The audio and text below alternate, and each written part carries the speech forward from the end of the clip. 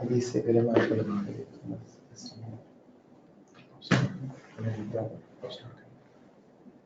आप स्टार्ट कर दें तो ओके अभी माइक ऑन करना mic is working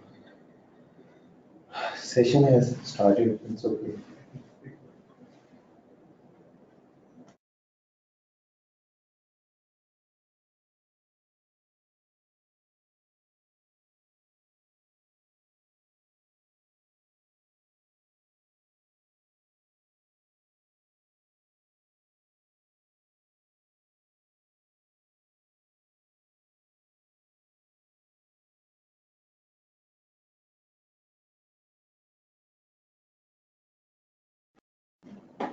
Good evening, ladies and gentlemen.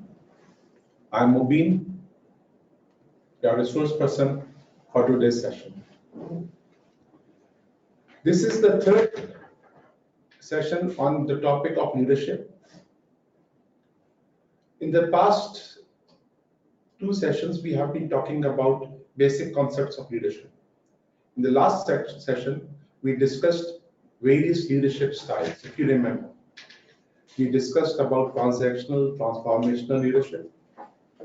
We also discussed how these leadership behaviors can be developed in ourselves. We measured ourselves on those leadership styles. This session, as you can see on your screens, is more focused towards the highest level of leadership. We are moving from beginner to the higher level of leadership. This session is more focused towards an aspect that is not that much touched in the areas of leadership, that is how to develop followers. In this session, we will be discussing the various steps, processes, and theories that discuss the importance of followership, how to develop good followers. The past sessions were more focused on developing various leadership styles and becoming a leader. So from basic concept, we are moving into a higher level of concepts. In this session, by the end, we will introduce to use some senior concepts or mature concepts for those leaders who are at a senior position. But they are also applicable for those who are at the junior level. So we will be discussing the concept of followership and developing effective followers. As usual, we will be making it an interactive session.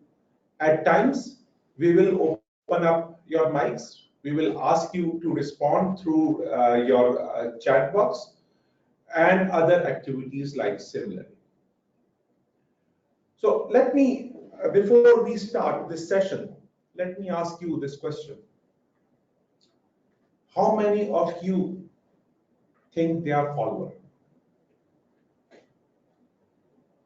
Are you a follower or are you a subordinate? Think about this question and let me know whether you are a follower or a subordinate. How many of you think you are a follower? And give me the answer through chat box. or maybe through question dialogue. Through questions dialogue, you can answer this question. Are you a follower or a subordinate?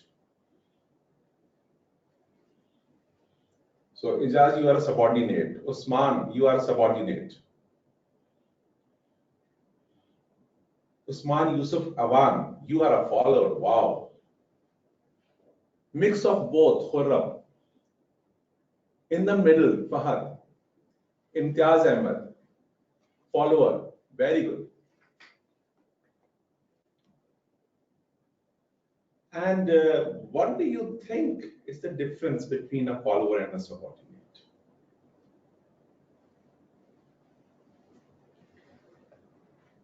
You are a subordinate but lead many project teams. So if you are leading, do you have followers or subordinates?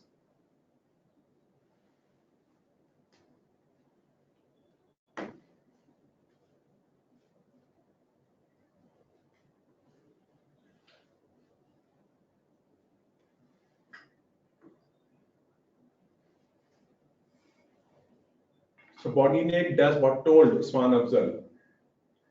Followers, because subordinate will have to follow orders, whereas a follower has a choice. Okay, followers has a choice. Deepak. Subordinates do not have a choice. Good. That's your definition.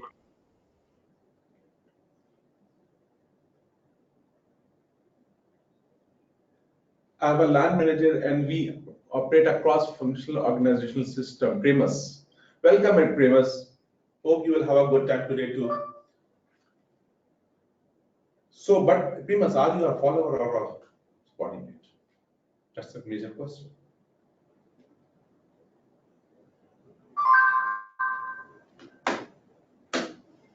Teresa, you are a follower. Excellent. These pictures should match. Followers are told, but with motivation. So followers have a high level of motivation. Excellent. Very nice. Very nice. Well, as you can see, there are people who consider themselves as subordinate and not followers, but there are people who are followers. In order to understand the concept of leadership and develop ourselves into a leader, we must understand the concept of followership. Followers are very, very important part of leadership.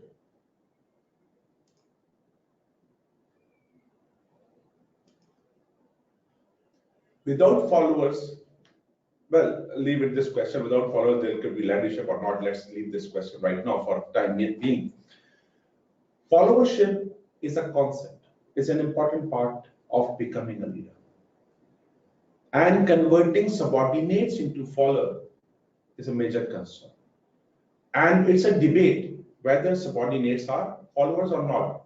As per me, no, I don't believe. I think subordinates, there's a different mindset between a subordinate and a follower.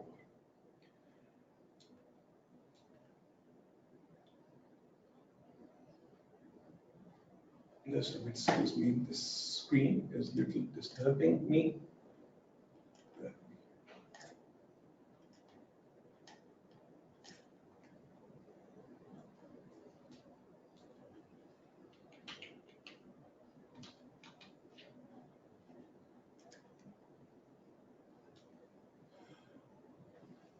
Those who have said they are followers and those who want to follow, there's a question on the screen. If you follow, whom do you follow? Do you have the name of the leader? What do you follow? I'm asking what. First question is who do you follow? And there's a question, what do you really follow? The vision, the philosophy, the goal, the ideology, what do you follow? Do you know why do you follow anything? If you are a follower, do you have a vision that the leader has given to you? Or is there a goal that you follow? Who do you follow really? Tell me the name of the leader. And do you have a vision? Can you write the name of the leader that you follow? Do you have a leader in your life?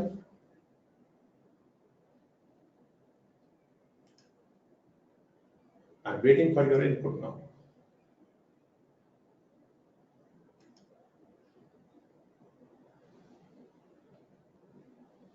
Purpose is to excel whatever I do. Yes, that's your life purpose, but what about followership?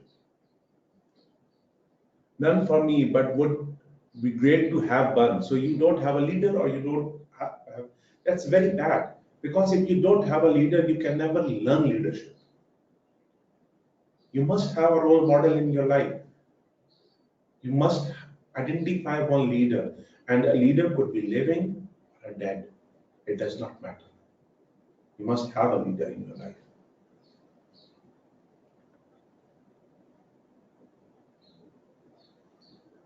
Yes, Sufyan, some of us have religious leaders in our life. Some have political leaders. Some have organizational leaders. And we should have leaders in all spheres of life. And these spheres are Could be same, could be different. For an organization, you can have a leader. For religious, you can have another leader. That's perfectly normal. There's no issue in that even.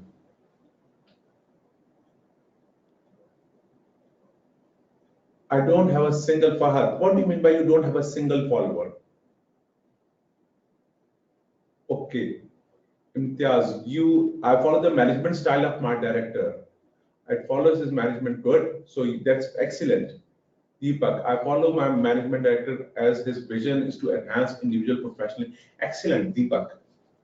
So you have a follower, and when you have a leader, we have to make a choice. The difference between subordinate and a follower is this choice. Subordinate works because he needs to work. This is his job. He's doing a job. He's working for his income, for his family. Asad Asim, Terry Fox, many of whom went leg across Canada to raise funds to cancer research. Excellent. So that's excellent, Asad. We all need leaders in our lives. We all need. There's no life without having a leader in our life, without having a leader is there because he has a purpose. He or she has a purpose. A person who has a purpose and we follow that person and the purpose, that's what makes our life beautiful. I follow the instruction of my management. Okay. Primus, I am follower of Nelson Mandela. Oh, very nice. I love this person. Nelson Mandela is one of my favorite leaders. Their vision is to develop their human capital capabilities and ensure very, very nice, Primus. You really understand certain things. That's very, very nice. Okay. So, remember, when we are follower, we have a leader. And that leader is by choice. We choose that leader because we want to be like that person. We like the cause that leader is having. We share the common values, we share the vision, and we share the same excitement. So if we do not have a leader in our life, it's not the size of the leader, a big leader or small leader, it does not matter. It could be a small person it could be one person in your family, it could be a person as your immediate manager, or it could be a person like Nelson Mandela. But you can never learn the art of leadership if you are not learning the art of followership. If you are not a follower, you can never be a leader. And a good leader is the one who knows how to develop his followers. So the basic test of leadership is how many followers the leaders has developed, and the quality of leadership, how many followers have in turn become a leader. So that's a litmus test and acid test of leadership. Number of followers, that it defines the size, the height, the importance of that leaders. How big that leader is the number of followers. And then how many leaders that leader has produced, how many followers have been converted into leaders. So that is the importance of this topic. You must learn the art of developing followers, and you must learn the art of becoming a follower. So we will be discussing this thing today. Any special comment?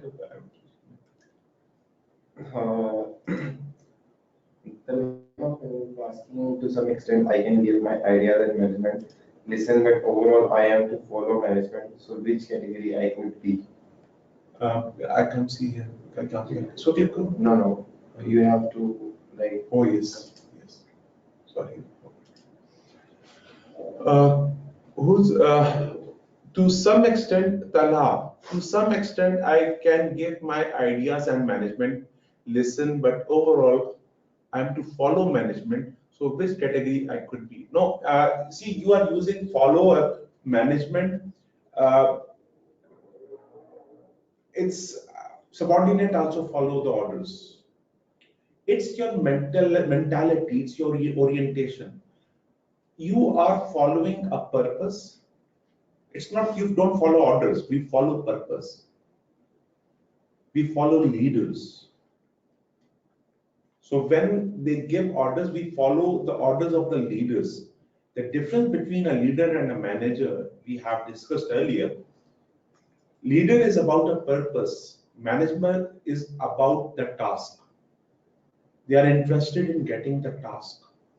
Leader is interested in achieving the purpose. And the difference between task and a purpose. There are many tasks in a purpose. Purpose is a bigger aspect. Tasks are small aspects. Manager focuses on achieving and maintaining status quo. Leader promotes change. So when we become a follower, we become the follower of that change, a proponent of that change, a person who moves towards that change, convinces others towards that change, and that's what makes us a follower.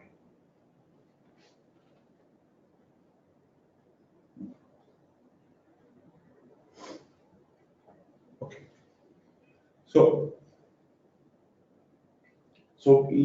remember, if you could have 100 managers, but not all managers are your leaders.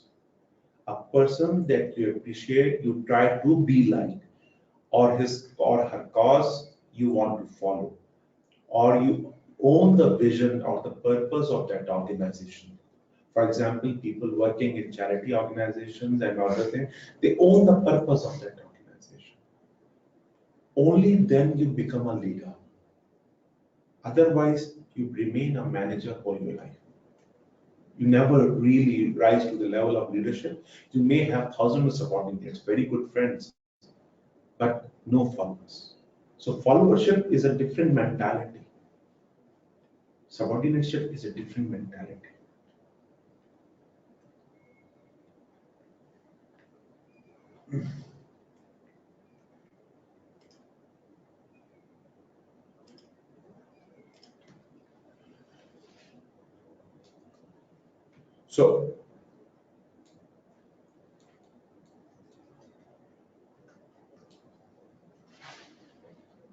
So followers are, if you look at this slide,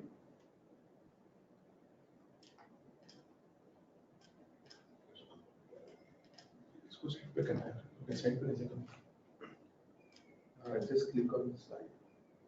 This go. Followers always have something to follow the principles. Followers follow the principle. They follow the vision. Followers share the same objective with the leader. And the objective is always bigger than their followers' own cause. For example, a person wants to get promotion and he is on good terms with the manager. He's not a follower. He wants his own cause to be achieved.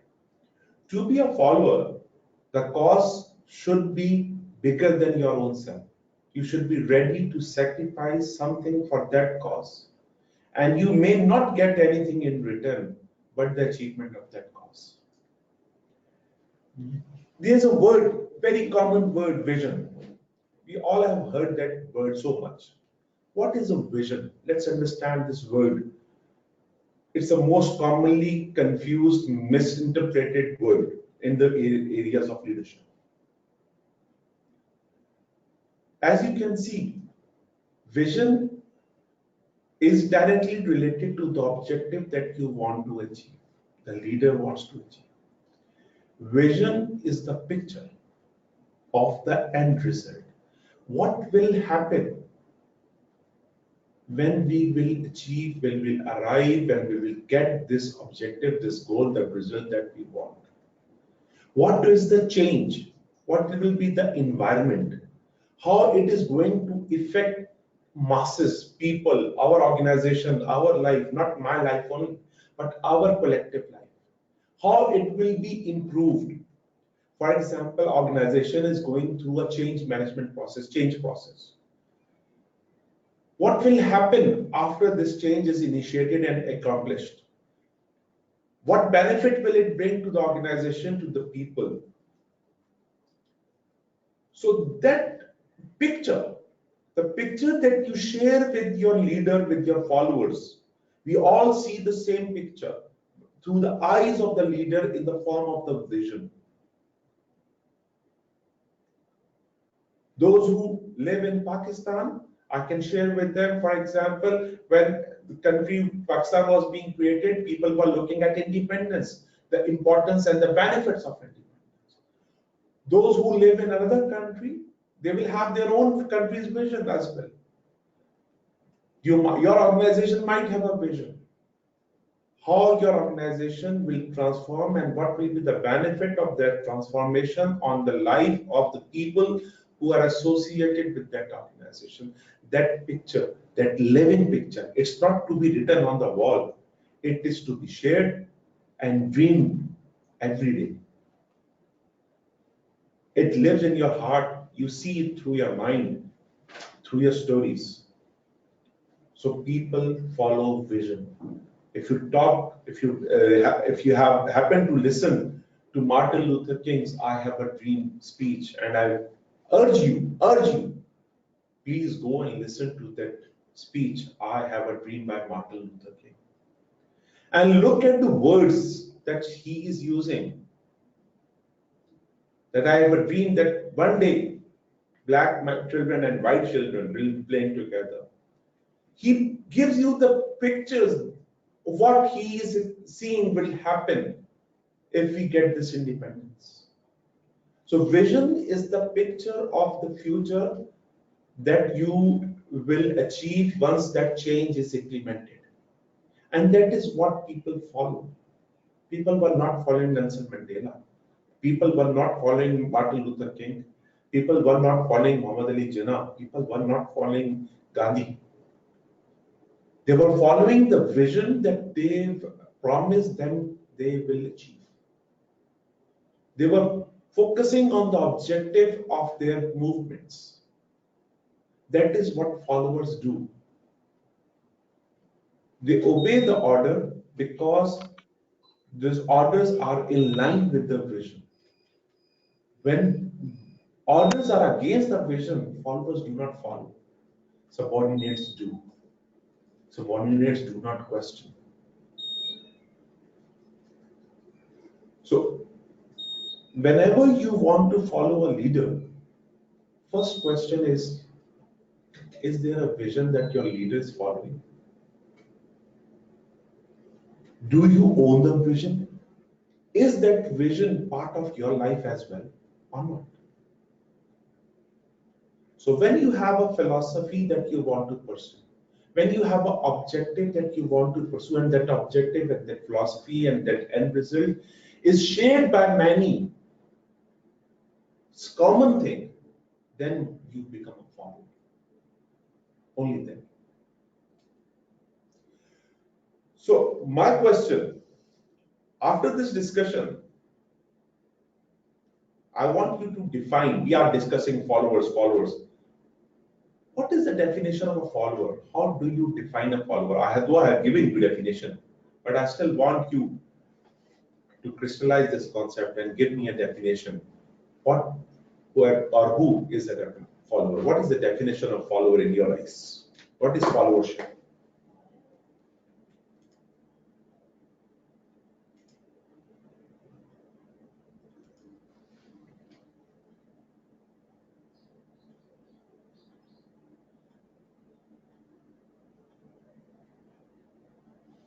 Thank you, Dana.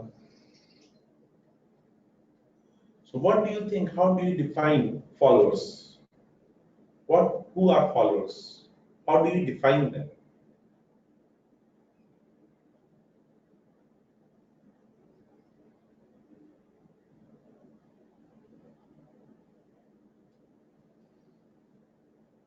Followers follow the vision of leader in this word. We believe in the principle of the leader. Excellent. Yes, Noreen.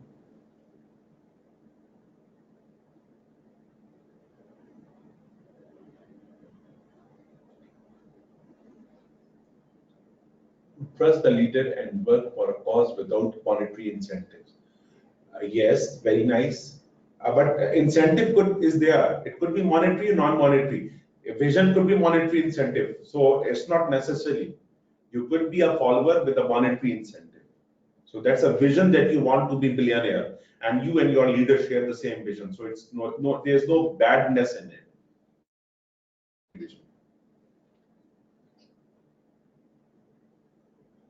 Follower is the one who support positive ideas. Yeah, but positive ideas are subjective. Positive means something different for everybody. Nobody likes to have negative, but some negatives are being positioned as positives. So be very careful in this word of positive. It's very subjective word.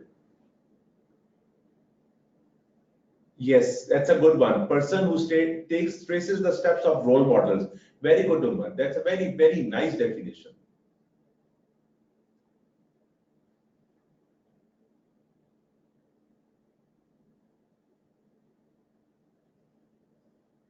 Good, Taha, that's very nice. Okay.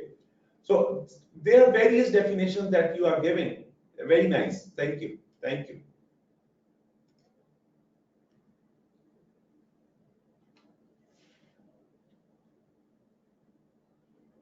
That's the first thing. First characteristic, first definition.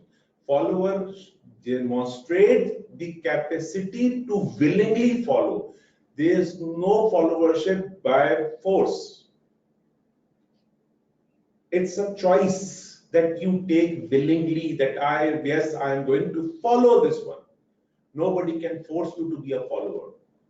I can't ask you by putting a gun on your head, you have to follow. That's by fear. And as soon as the fears move, you will never follow. So there is an element of willingness to follow. So that's a choice that you have to take. And this choice is very important. You have to really think about it. You have to be very, very careful, very clear about why you are following. You must know the reason behind. If you go back, I'm taking it back a little bit. Why do you follow? That answer why is very, very important. Unless or until you cannot answer this question clearly, please do not follow blindly. There's no blind followership in this world. Blind followership is the name of destruction. So be very careful. What do you follow? Whom do you follow? You must know the reason why do you follow. Second thing, this is how certain researchers have defined followership. The willingness to cooperate in working towards the accomplishment of defined goals while demonstrating a high degree of interactive teamwork. Please, this is very corporate-oriented definition. Now, focus on this definition.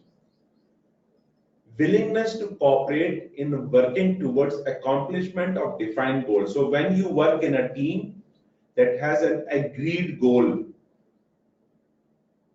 you are a follower. When you act in a team. Next thing, effective followers are active participants in creating leadership process. So a follower is a person who is leader in making. So every follower is a leader in making. And every follower is helping the leader to become a better leader. So it's an active participation. It's not a passive participation. But the word effective is very important. We will discuss about this adjective of effective followers. Followers permit leaders to establish and keep themselves in control of a situation that is productive, efficient, and people-oriented. So followers help leaders in implementing its policies. Right? So followership is very, very important. Here I would like to have a vote.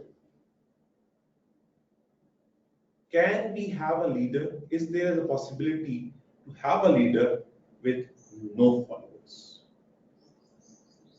Can there be a leader with 0 followers? Let's have a vote on this one. Yeah. Let's have a vote on this one. I would like to have a vote. Okay, so all the participants should send their votes in the question box. I don't know. How do you have a voting? No, we don't have a voting platform, but we have polls available, Polls can. and it will take about 4 to 5 minutes. No, I can create. What time is it?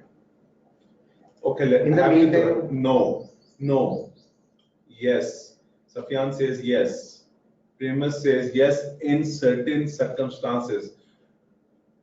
No. Interesting.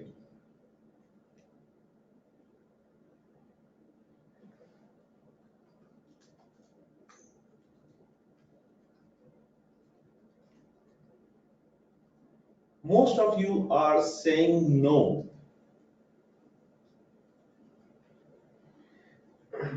the poll has been created as well. Krishna, you say yes. Excellent, good. Not be a good leader then, Noreen Badami. You will not be a good leader, so you are qualified. Yes, okay, can have a leader. They can also answer their send their answers through the poll. I have launched the poll. You have launched the poll? Yes, it's on their screen. So there is a poll also available now. You can answer through the poll as well.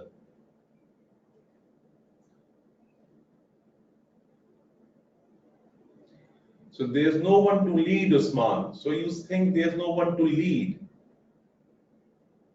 Okay, interesting, very interesting.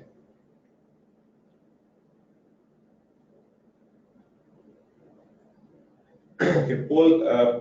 Okay, 10 more seconds, then I will close the poll and announce the results. Please submit your answers right away. Okay, 5 seconds now.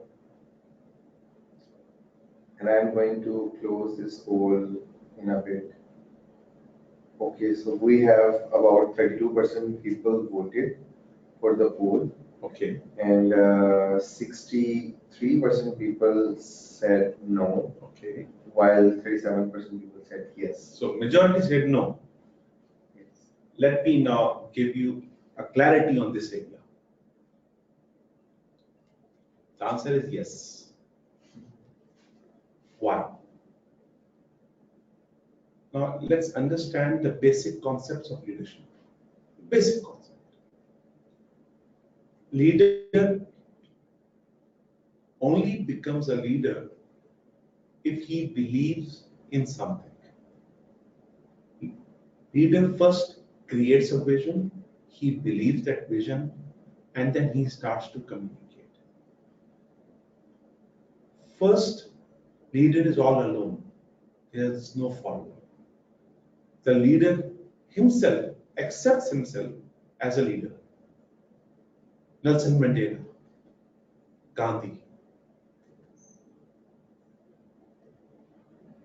many leaders. And if you are a Muslim, you must have heard about many prophets who had no leader, who had no follower. They were all alone. As I've told you earlier,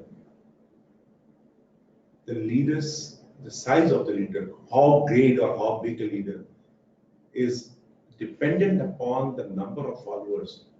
But yes, a leader could be all alone, telling the world, telling people, we need to change. People may not listen to him right now, and we know there are leaders whose thoughts were accepted after their demise. Many times.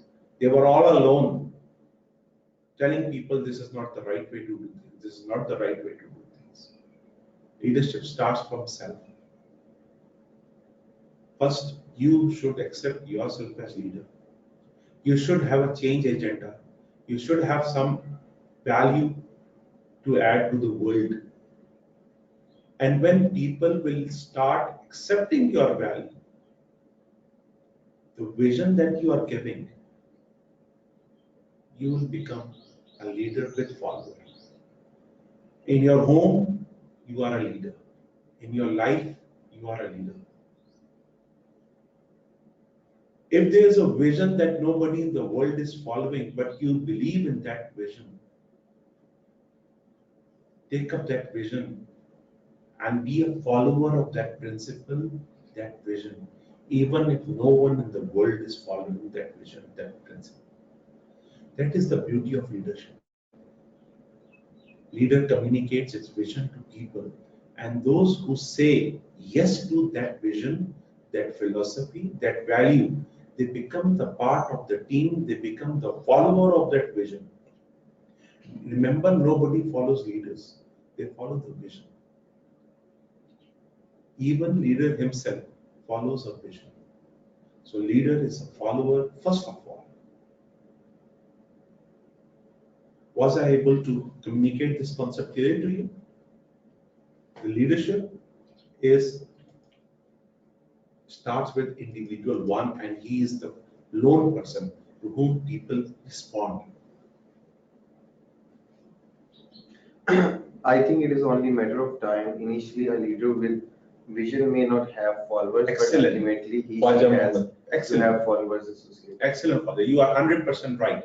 It's a matter of time and quality of communication, quality of commitment and dedication. That is why leaders never fail. They may die, but their vision continues. That's why leader never fails. Their followers take up, even if they are after that. If you remember Jesus, he had only 12 followers, but after his demise, Christianity became a major religion in the world. Okay, let's move forward. You put it very nicely that leaders are made of vision and people follow leader because of his vision. But influence. Yes, Deepak. Leaders do also persuade. Please. Persuasion and influencing are one of the same word. They persuade you. They convince you through logic, through emotion, and we will be discussing various influencing and persuasion strategies today. So persuasion and influencing are one and the same thing. They do not force you. So instead of using persuade, they do not force. They ask you, they convince you, they argue. They argue with all their might for you to get convinced. So that is what leaders do.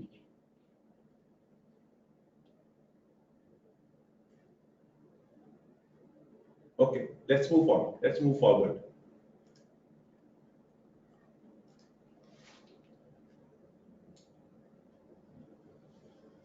Now, I would like you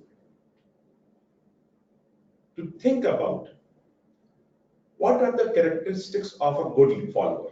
We all know the characteristics of a good leader.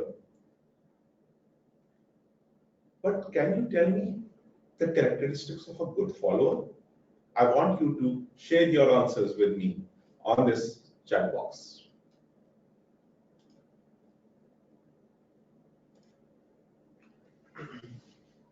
What are the characteristics of good followers?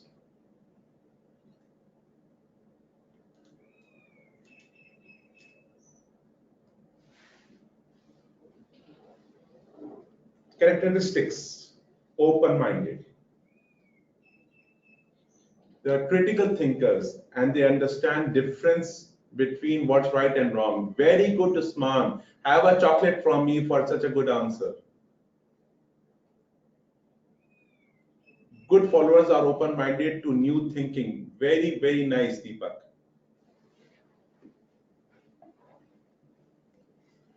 Staunch believer. That's very nice, but again, I'll take it with inverted commas. They believe in the vision of leader. Very good, Rohit. They don't follow blindly. Yes, that's very important. Do not Okay. Good followers should also have vision to correlate with that of the leader's vision. Yes, yes, Paja. Okay, what else? What else other than vision? They are enthusiasts, very good premise. Never letting personal issues affect their performance. Very nice. Set the example, know their sponsored initiative followers, lifelong learners. Have a chocolate premise from my side. Very good answer.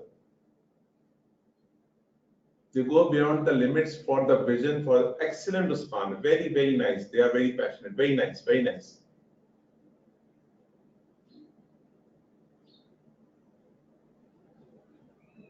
And also consider yourself, are you a good follower? Leaders want others, especially subordinate, to succeed. Yes, that's very true. Very true. Very, very true, Mansoor.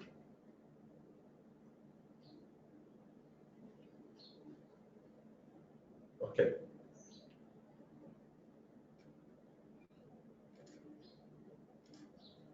Okay.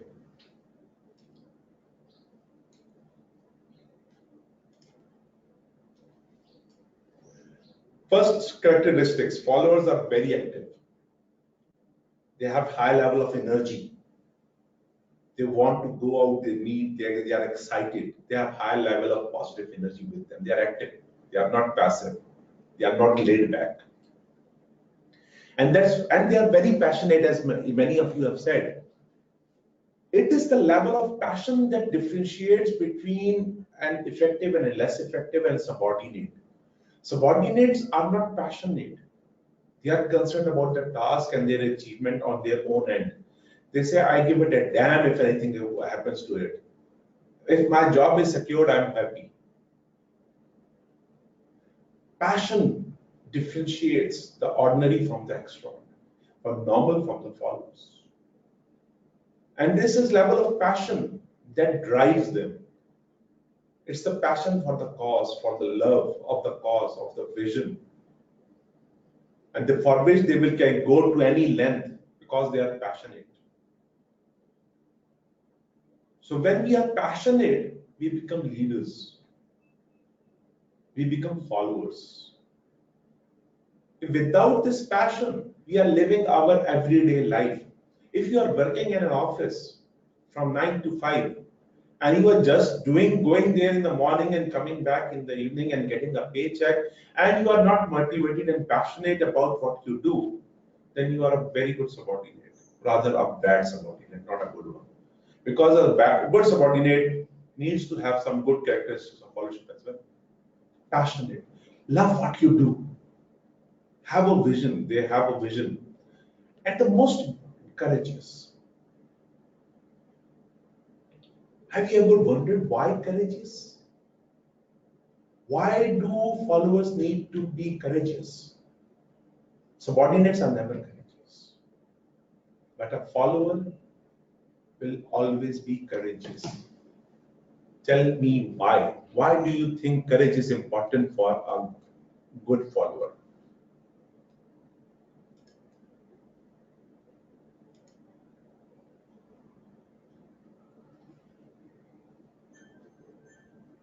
Excellent, Rehan. They ask questions from their leaders. Do you have the ability to ask questions? Are you courageous?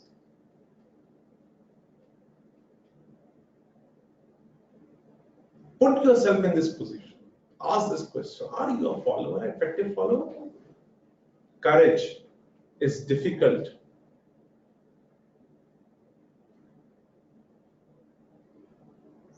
Yes, Ali.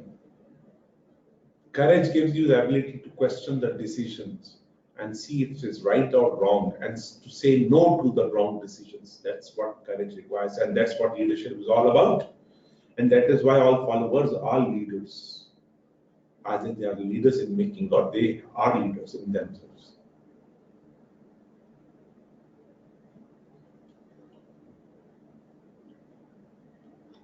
Good, Ibrahim, Imran, good Imran. Evaluates every decision of leader. Very nice, very nice.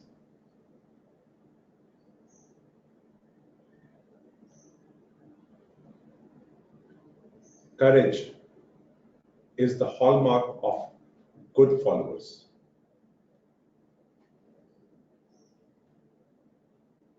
because a follower have to go against the norms. Yes.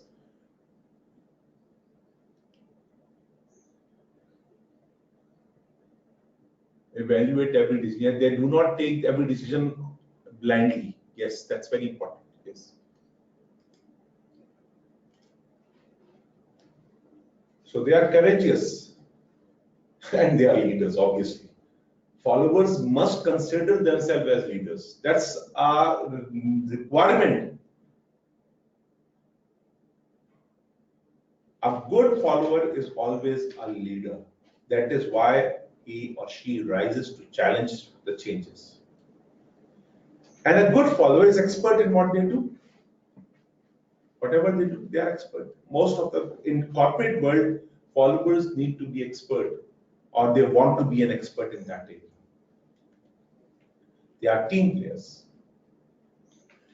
So I am giving you a questionnaire. There's a handout. Fill that handout and identify which type of a follower are you. So there are different types of followers. So please fill out that handout and we will meet after 5 minutes. That handout is available In the handout section. in the handout section. So we will meet after 5 minutes. Over and out by that.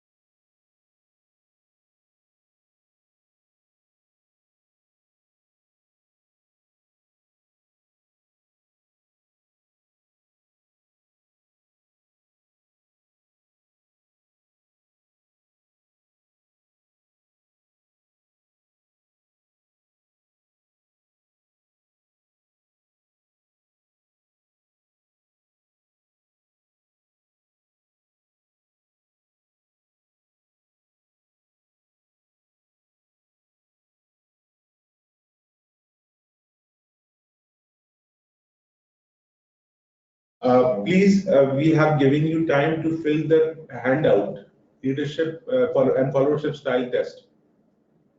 Fill the handout. We are taking break just for you to fill the handout. And can you also tell me?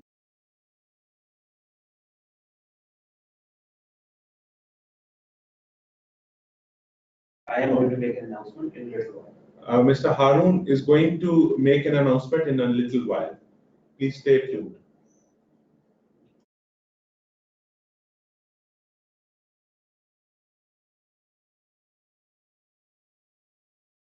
And let me know when you have done filling the questionnaire. If you have done, please just type yes, done.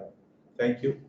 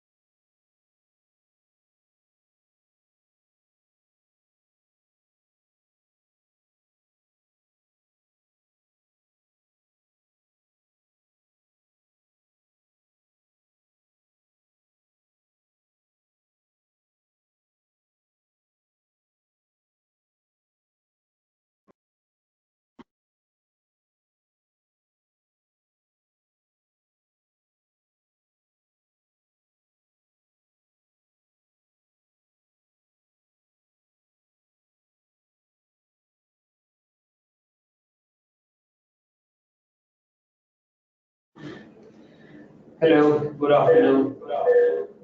Wait a second. I hope you can hear me.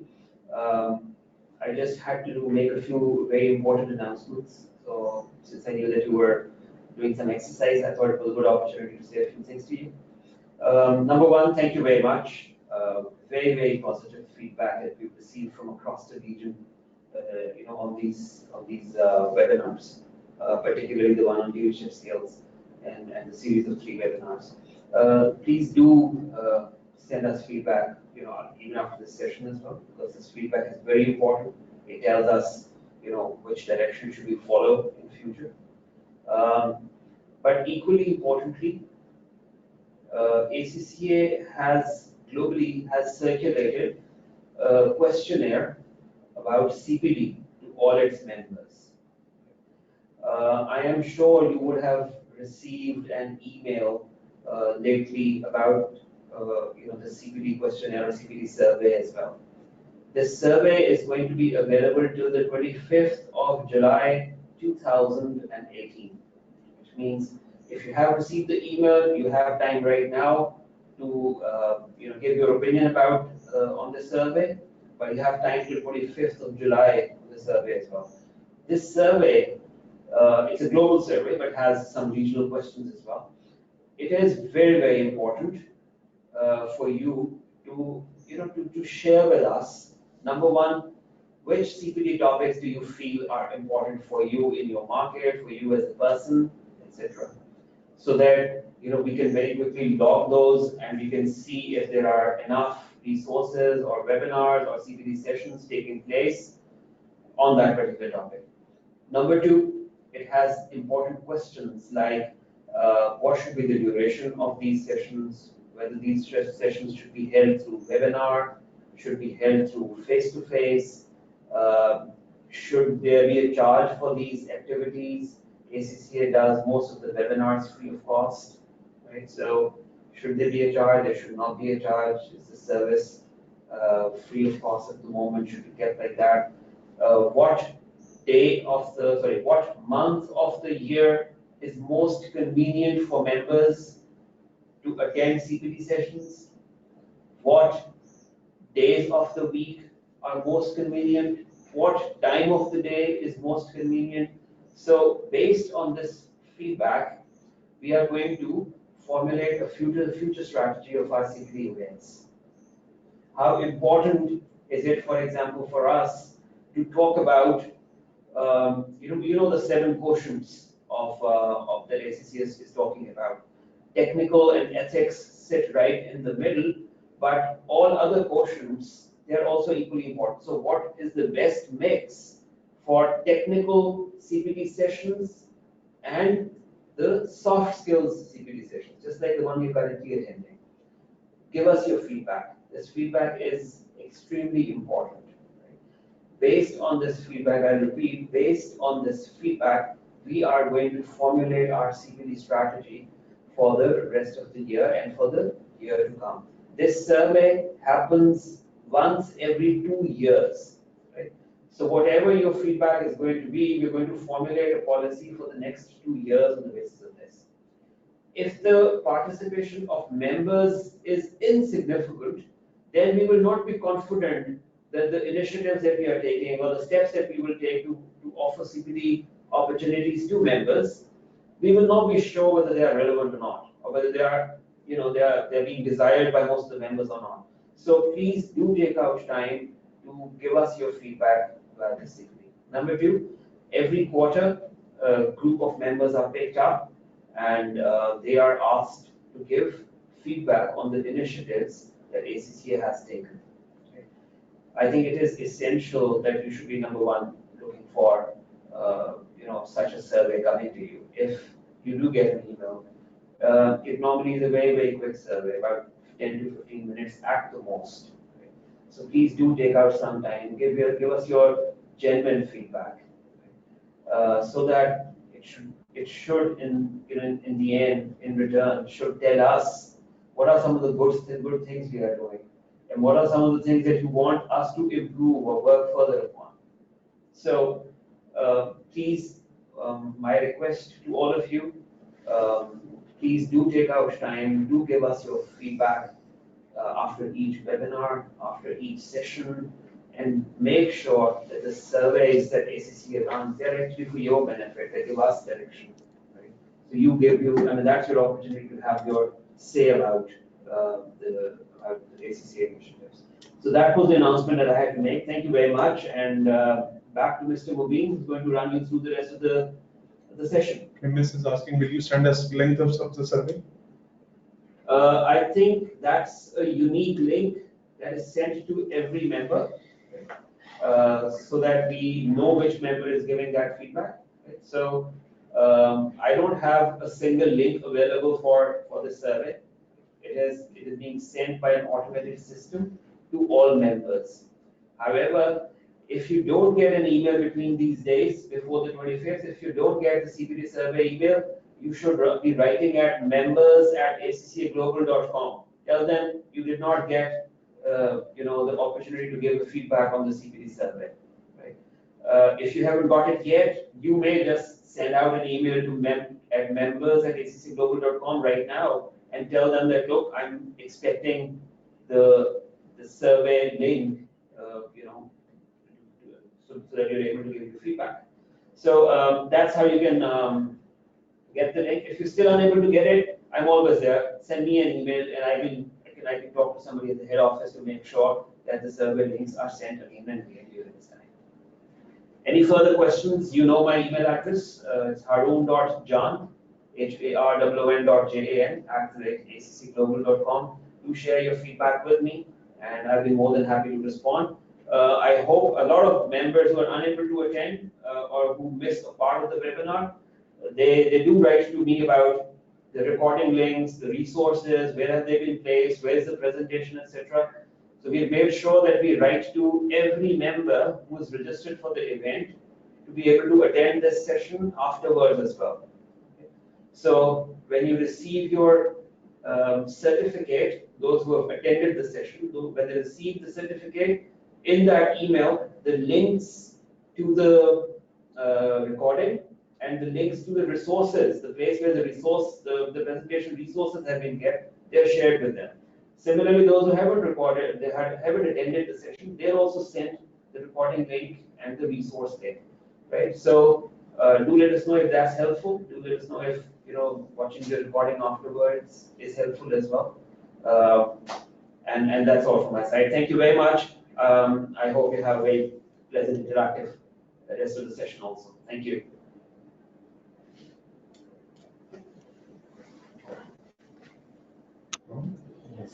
Okay, welcome back.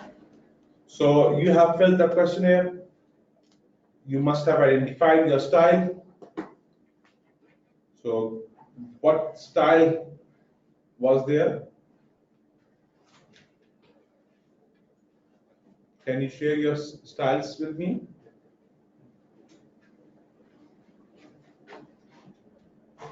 You send us a link to the survey answer.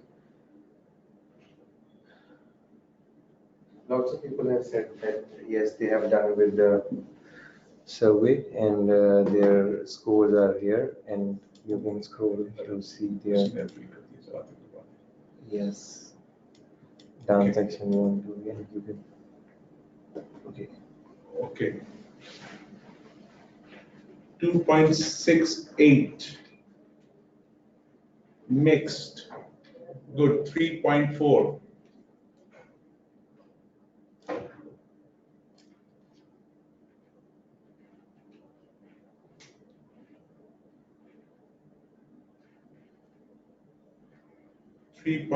Independent worker. Very nice. Anybody with 4 or higher side? Faizan, you are around 4. Very nice. 4.4. Wow. Krishna, 3.75. Rajani, 3.5. Muhammad Salman, 4.4. You are very, very good. That's excellent. Primus, 4. Very good, Primus. You are impressing me, Primus, you know. Kalpan Shah, 3.75. Very nice.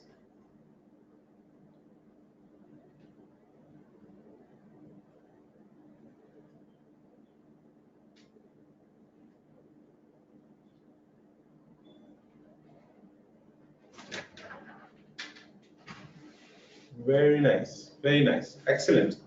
Okay, okay, excellent. So now that you know your approach to followership, let me give you, share with you major styles of followership.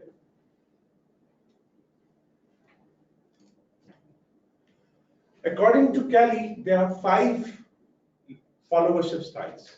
And if you look at the dimensions first, on the basis of which the styles are being identified, on the bottom end, we see the dependent and uncritical thinking. While on the other end, it is independent critical thinking. So those people who have scored themselves around 3.5 and 4, they are saying we are independent and we have critical thinking. On the other hand, if you look at the other 2 axes, the passive and the active behavior. So there are 5 definitions, the 5 styles of these. Now let's understand each style.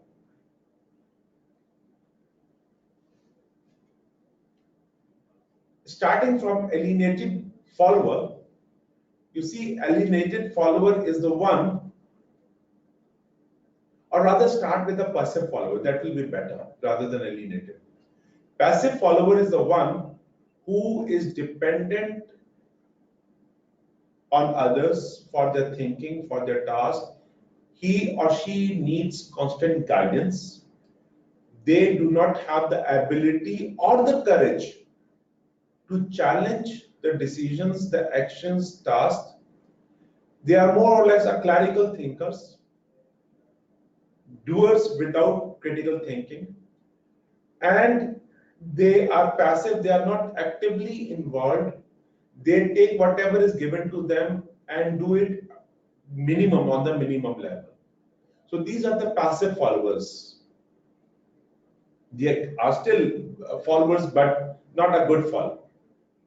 Most of them act like a subordinate. But if you move towards the right side, conformist, So conformist is different in the term, they are still dependent and uncritical, but they are active. They are trying to modify their behavior according to the norms and requirements, but they are not challenging the norms and regulations and the decisions. But they are very active, and they are in the group. They actively modify their behavior according to the norms. Conformist. We see this behavior every day in our colleges, our universities, and offices, where people adopt themselves according to the norms of the society, of the institution. That's conformist. On the other hand, there's alienated follower. Now, alienated follower, if you see, they are independent thinkers. They have the ability to criticize. Yet, on the behavior side, they are passive. They are those followers who are put off by their leaders for some reason or another. They are not motivated. They have the ability to become very effective, but they do not care right now. They are demotivated. So those people are alienated. They do not take active participation in the activities, in the decision making. They do minimum of the work, but they have the capability, the potential. When we convert these alienated and bring them to the next one, that's effective follower. And effective followers, as you can see, are those that are active behavior and they are critical and independent. So these are the ideal followers. In the middle is pragmatic survivor who does whatever is required given the situation. So they sometimes become passive, they sometimes become active. As the time passes, they choose their responses. So most important followers are effective followers, or the alienated followers that need to be harnessed.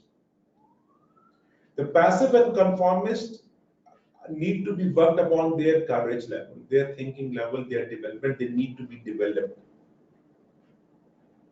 So these five, if you look at this chart, it gives you the summary of all the styles.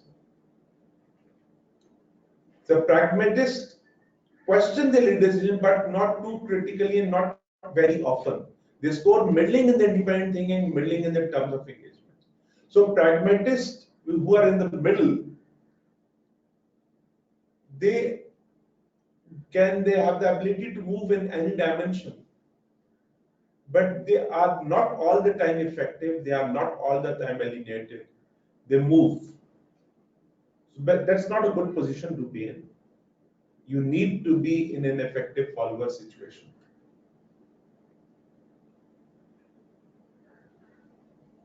The passive followers, as you can see, they lack commitment. These are the newcomers there could be a newcomer in the organization.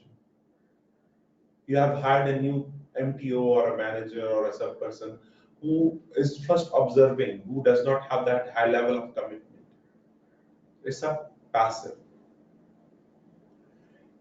Alienated, they need to be looked for after. They need to be identified. They are identified, once they were active, now they have alienated themselves. They are no more active. These need to be involved, motivated, and cared for so that we can convert them into an active follower. So they are these five styles. Your score of 4 or higher reflects that you are an effective follower. So mix is pragmatist, or maybe could on the other side. You can go on the other side as well. So these are the major 5 styles of follower. So it's a question now to you to place yourself in your organization, in your department, in your team, most of the time, in which quadrant do you belong? And it's normal, perfectly normal, if you're not all the time into an effective follower. At times, we may become alienated. At times, we may become passive. Yes, but how long do we spend in time in that role, in that capacity, in that dimension? Most of the time, our effective time should be spent in the effective follower quadrant. So effective followers, as you can see, is a very difficult place to be in. It's not an easy thing, because here we require highest level of leadership, highest level of commitment, and with commitment requires lots of courage and the art of communication.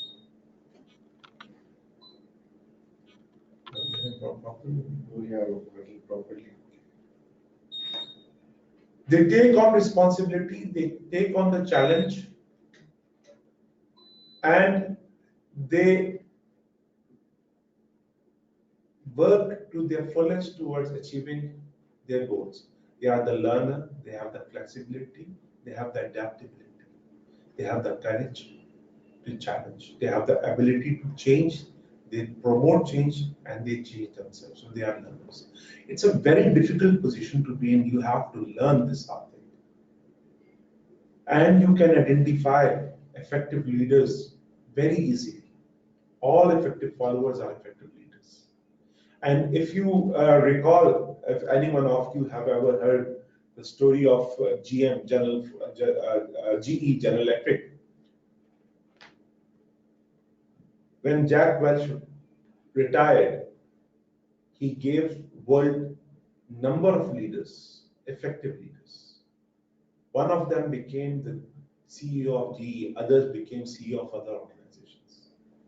So the challenge is developing follower into an effective follower so that you can develop more leaders. Only effective followers become effective leaders. So that's a very big challenge. You have to stand in the shoes of leadership and act like a major leader all the time. That's a challenge. Effective followership is about courage to assume responsibility.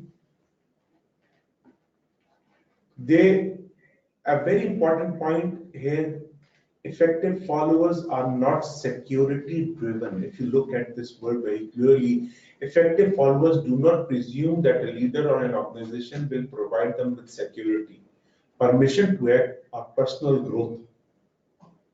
If you are driven by the concept of security, then you are not a true follower effectively.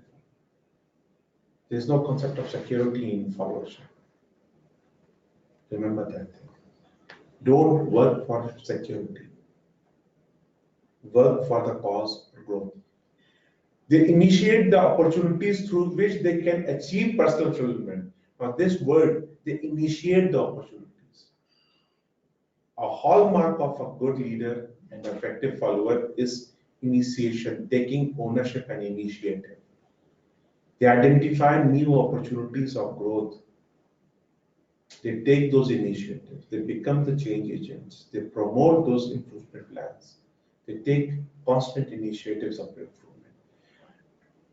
And they do not require permission to think about the initiative. They require the permission to start those initiatives. But thinking about those initiatives is an every time thing for them. 24-hour job. They are all the time looking at how to improve. For example, I was talking to the country head of Metro Cash and Carry in Pakistan, and he said, Mubin, at Metro, we believe costs are like fingernails. We need to cut them quite often. So every 15-20 days, we sit down and discuss how to reduce costs, because costs will keep on increasing. So this is what it is, taking initiatives to improve profitability, to improve productivity, to reduce costs, to improve motivation, to improve morale, to identify new opportunities of business growth, to do everything, thinking about it, and then selling the idea to the management. Thinking about initiative is a hallmark of these followers, but they do require permission to initiate those things.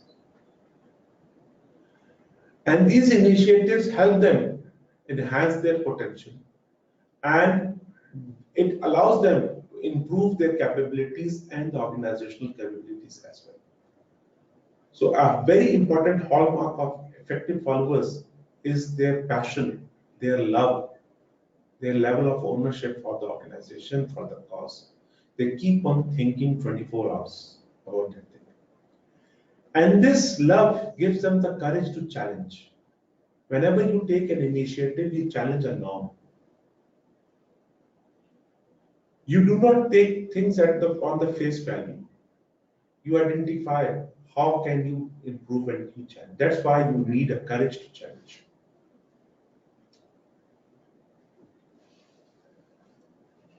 Moreover, courageous followers, they also participate in transformation.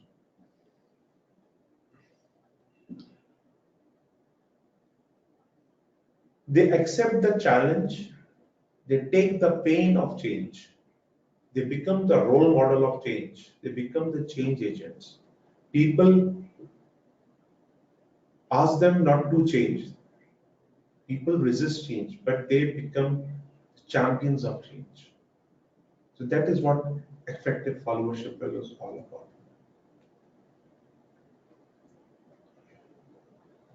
So as you can see, effective followership have the courage to serve and be subservient.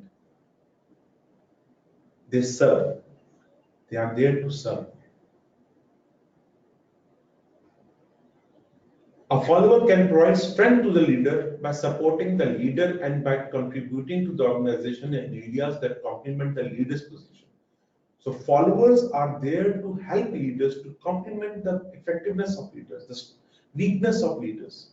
Followers help leader overcome their weakness. Nobody is perfect, but a team could be. Every leader has weakness. Followers help leader overcome his or her weakness. And at times, follower needs to have that courage to leave. When they are no more required in the organization, and when they feel that there is a drift in the vision of the organization, they should have the courage to leave. You should keep on identifying new challenges, because you are not following an organization, you are following a purpose, your aim of life, a goal. So you should also have the courage to leave. So this is the summary of effective leaders. If you look at the slide, the courage to support the leader, the courage to assume responsibility, the courage to constructively challenge the leader behavior. Constructively challenge, the word is constructive. The courage to participate in the transformation, and the courage to take a moral stand to prevent ethical issues. So becoming the courageous leader, you need to have lots of courage. Otherwise, you can never become a leader or follower. Kellerman has identified other types of followers as well. Isolates, bystanders, participants, activists, and diehards. These are the terminologies, just like the previous 5 terminologies, but in a different perspective. Diehards are the highest level of followership, and as you can see in political parties and religious parties and philosophical orientations, the word diehard is more common to use rather than effective followers. So a diehard is a person who strongly believes in that cause, in that value, in that vision. On the other hand, participants are more engaged than the bystanders. If in the political situation of any country, when there are politics going on, you can see people in these categories. They are isolates who do not vote. They are bystanders who just observe. They are participants who are participating. People are going to vote. There is activists. People are taking participation in the rallies, and then there are diehards. who represents that their political party, their religious party, their belief systems. So they are the diehard. So these are also type of followers.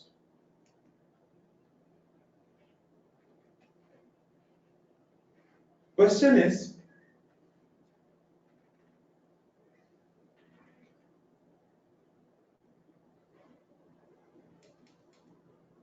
what do followers need from leaders? If you are a follower, you have a need. What do you need from leader? Share with me your answer. What do followers need from leaders?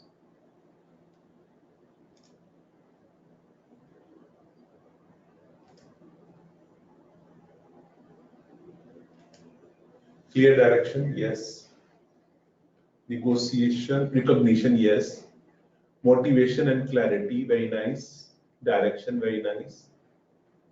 Objectives, very nice. Vision, very, very nice, Rehan. Sense of purpose, inspiration, very nice, Rohit. Rajesh, vision and purpose, yes, that's very, very good. Mission. Willingness to hear his ideas, very nice, good one.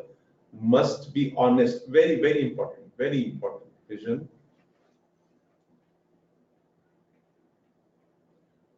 Role modeling, very, very nice premise.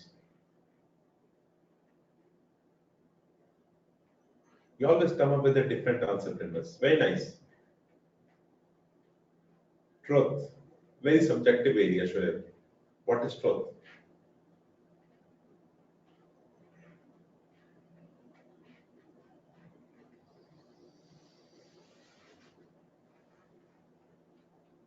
Okay. Let me share good one.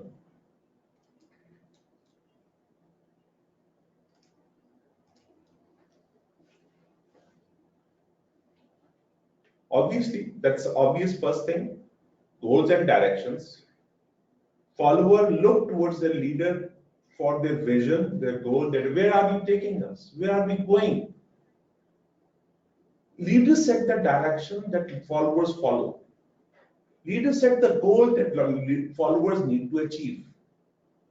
But that's only one dimension, and that's not the whole picture. Followers want their leaders to train them, to improve them, to be their role model, to guide them, to develop them. And to do that, followers need frequent feedback. What is the job of a leader, if you reflect? What is the job of a leader?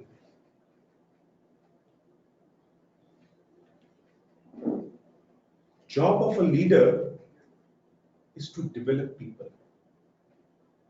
Job of a leader is not only to achieve the goal, but his major focus is to develop people.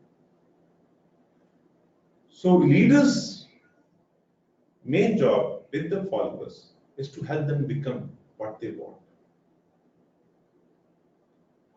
Followers need guidance from their leaders in their development.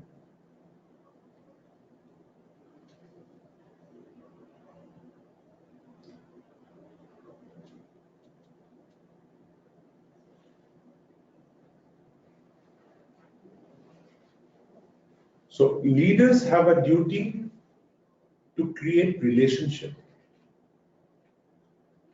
with their followers. That's what followers want, to have a good relationship with their leader.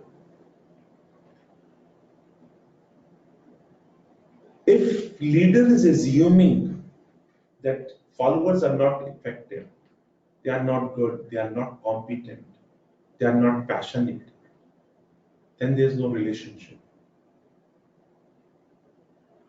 It is the quality of this relationship that defines the worker-leader relationships, that defines the team, quality of team, the quality of follower. I have one slide that we missed.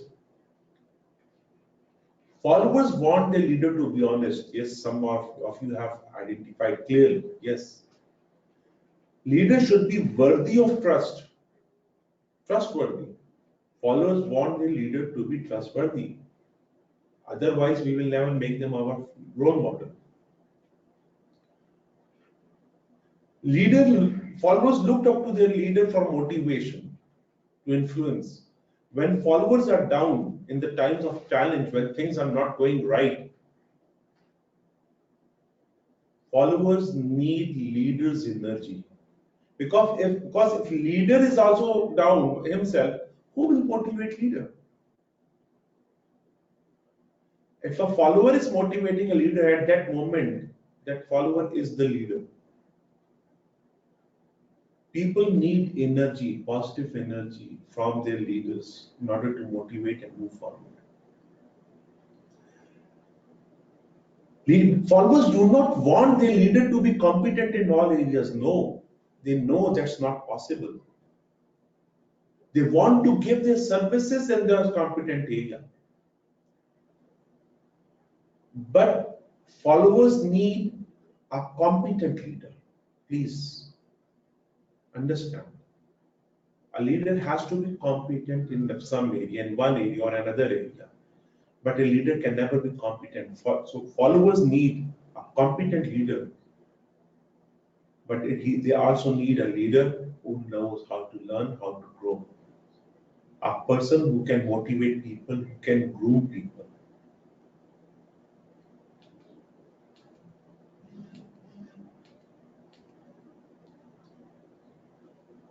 Leaders need coaching from their followers need coaching from their leaders. What is coaching? We will be discussing them in the end.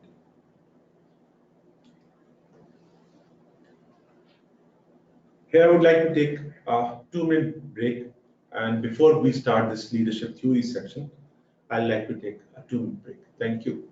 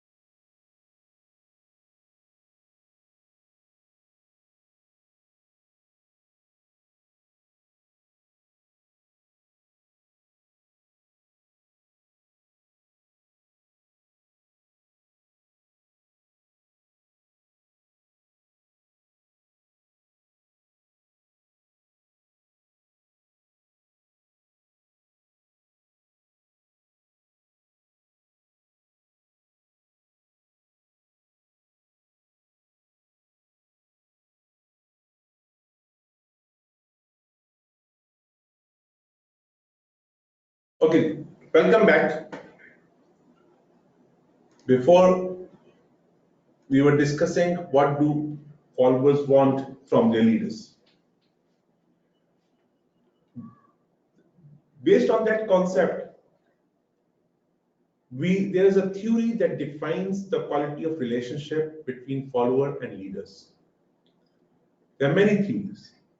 One of the theories that we will discuss today is called leader-member exchange, or LMX. Most of the leadership theory focus on leadership alone, that various aspects of leadership. But there are very few theories that discuss the leader and follower relationship. LMX is one of those theories. Now, what is LMX? LMX defines the relationship process of leader-follower. It conceptualizes leadership as a process that is centered on interaction between a leader and subordinate. According to LMX, leadership is an interaction process between leader and a follower. Leadership occurs when there is an interaction between leader and his follower. So it defines that there are two types of relationships, a high quality relationship and a low quality relationships. And it assumes that leader does not have equal relationship with all of its followers. And it explains that there are few followers who are very close to leader. The leadership theory calls it the in-group. And then there is a group who is not very close to the leader, who is distant from the leader. That's called an out-group. So there are two groups, in-groups and out-groups. The people who are in-group,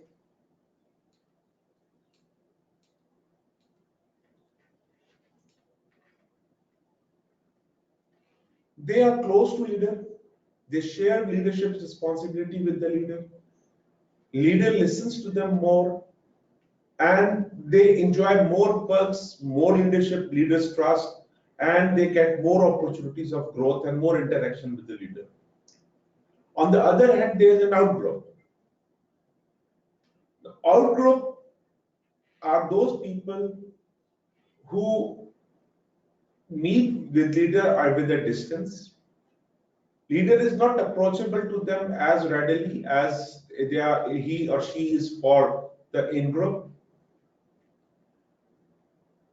These out-group people at times try to move into in-group people. So the in-group people are the core team, and this is how naturally all organizations emerge. There always will be an in-group, people who are close, maybe you may call them the senior management, and there could be out-group. And even in senior management, there will be a group which is closer to the leader, the in-group, and there are people who will be out-group who are not that close to the leader. So in-group and out-group defines the quality of relationship the leader has with the follower. As you can see here, the high quality relationship has more responsibility and higher level of satisfaction. And similarly, low quality relationship has low responsibility and lower satisfaction. Now, there could be group in every, there is in-group and out-group in every department. In your own department, you will have a manager who has an in-group and a manager and people who are out-group. You could be a member of out-group or you could be a member of in-group. It depends upon many factors. It depends not upon your competence and capability, but also on the personality style of leader. If your personality style do not match, you will be in out-group. So it depends upon the leader's ability and personality and style of leadership that affects this leader-member relationship. Research has shown, using the LMX theory, that people who are in-group, they are more satisfied, therefore there is less turnover. People in the in-group tend to perform better. They get more opportunities of growth. They are more committed to the organization. They have a better job attitude, and their career grows faster. So if you are a member of an in-group in a department, so you think and you believe you will have faster growth trajectory. And that is true.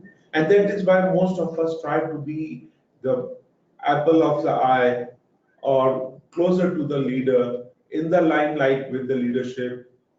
We seek more challenges and opportunities to present so that I become visible and I move into the higher position, take a higher, faster track of growth.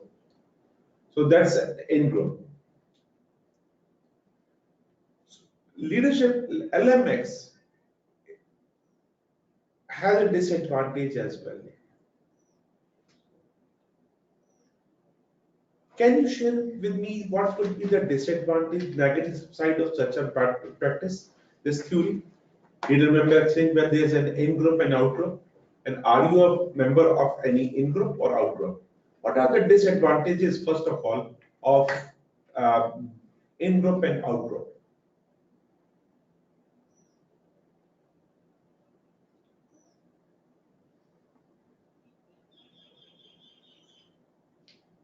What are the disadvantages of in-group and out-group?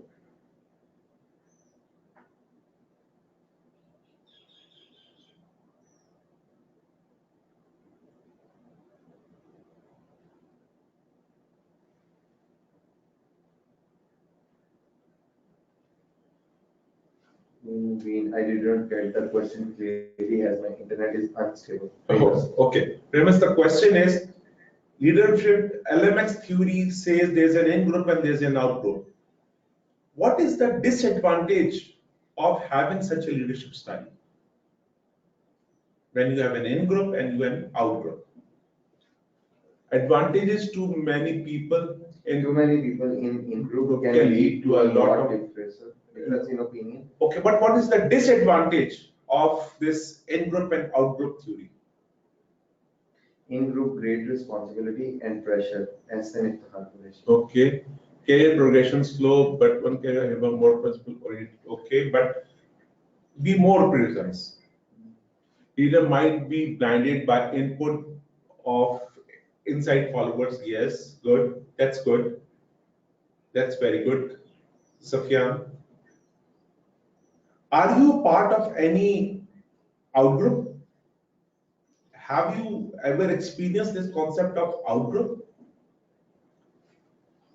Deepak, disadvantage of in-group is that the followers will always receive information and guidance and may not be able to take decisions on their own. Not necessarily, Deepak. When you are in group, you are independent and effective thinker, so you have the ability to challenge as well. What about outgroups? Are you a member of an outgroup? How do you feel?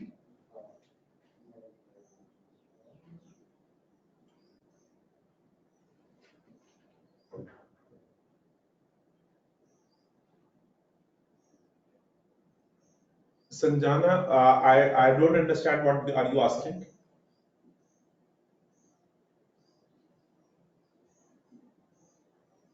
Are you a member of an outgroup? Have you ever been a member of an outgroup? Have you experienced this concept of outgroup?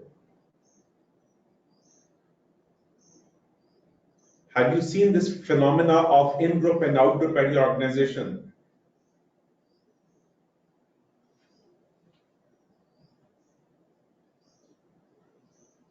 Okay, yes. Yes, Safyan, you are right. So, okay, Rajesh, if you are a member of outgroup, how do you move into in-group? What do you need to do to become a member of the in-group?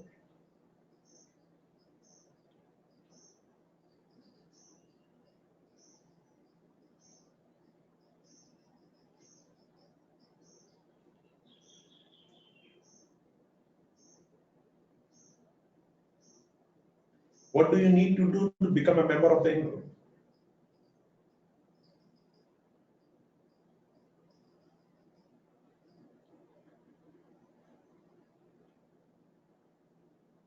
Yes, more conformance. Yes, that's true. You have to show more conformance, and that's the challenge. So you say from passive to conformist, you're moving into becoming a conformist first. That's true. That's good idea. More commitment towards work expertise. Very good, Rajesh. That's a very good idea. It's better than becoming a conformist rather than becoming an expert. So you can move from an out group into an in group on the basis of your expertise. You really do not have to show conformism. Yes, commitment. Now, there's a difference between commitment and conformance. You can show your conformance without being committed. In Pakistan, I have observed people try to be more conformist rather than committed, rather than be more expert. I don't know about India or other countries, but I believe that conformism is a very easy way to become an in-group. But that's a very slow process of becoming a part of in-group.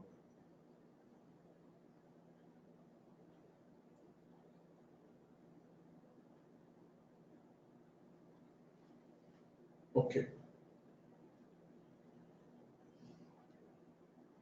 Okay, so based on this, you see, it's a normal phenomenon in everyday offices, even in our houses, in our organizations. There's always an in group and there's always an out group. And people who are in group are more privileged as compared to out group. And people who are out group, they try to move into the in group or try to influence the people who are in the in group or the leader. This takes us to the next topic of influencing.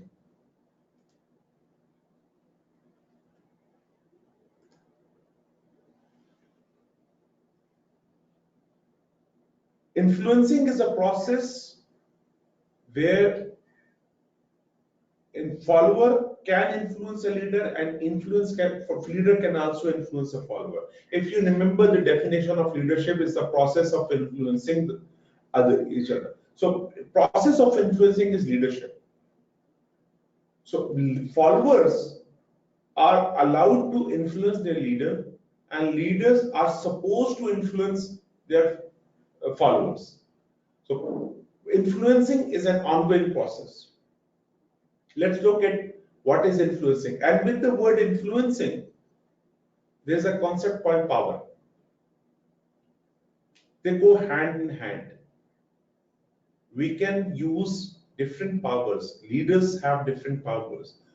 Followers also have different powers. It is the game of power that is very interesting for the leaders to play and the followers to play as well.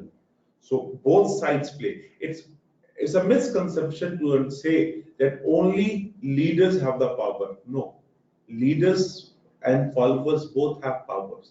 They may have different powers, not the same powers, but both have power and both influence each other. So influencing and power is the main game that leaders and followers play. So this is the definition of influencing. Influencing is defined as the change in a target attitudes, values, beliefs, or behavior as the result of influence tactics. What do we want? When leader influences the followers, leader wants a change in the belief system of the follower, in the value system of the follower, in the attitude of the follower. So when we want to say, I want to motivate someone, so I want to change the belief system. So when the person who is being motivated changes his belief, he changes his behavior, he becomes motivated. When we want to promote a change could be change in values, it could be change in the belief systems. So when we want to change, we use influencing strategies. So leader is all the time. In fact, the process of leadership starts as soon as you start to influence anybody. It could be your sibling, it could be your parent, it could be your friend, manager, subordinate, peer in your organization. So at the heart of leadership is this concept of influencing. So influencing tactics are those styles, those methods that we use to change. So those tactics, those strategies, those styles that we use to change our followers or our leaders' opinions, belief, behaviors, attitude, etc. So remember, followers have power over leaders and leaders have power over followers. Whoever is stronger will win in the end. So there are 5 types of leader power. And when we say leader power, it does not mean leader only. It means even followers have access to these powers. So there are these 5 are being categorized into 2 circles. One is position, another is personal. So there are certain powers that is based on position, and there are certain powers that is based because of the personal expertise. So in position power, you say there are 3: legitimate, ward, and coercive. Coercive power is the power to punish. Reward is the power to give reward, and legitimate is what leader has itself because of its position. On the other hand, personal is expert or referent. A person could be very expert in something that gives him power, or he or she has the ability to refer to something. That's a referent power. Now let's understand in detail. Position power, because of your role or your position in the organization. Your father has a position, your manager has a position, CEO has a position, president has a position, the legal position. The legitimate power that is given, the vested in the person because of his position. So the powers, all the powers that flow from that position is the position power. Expert is the power of knowledge. We'll seek out people who are expert in certain areas. Leaders like to have those followers who are very expert in certain areas. They seek their advice. Based on their expertise, they become powerful. And leaders look for their decisions, their expertise, their opinions while making decisions. So leader can have an expert power, or a follower can also have an expert power. So if you are an expert, you have the ability to move very fast into the in-group. It is the level of expert power that can help you move very fast in the in-group. In expert power, experience is very, very important.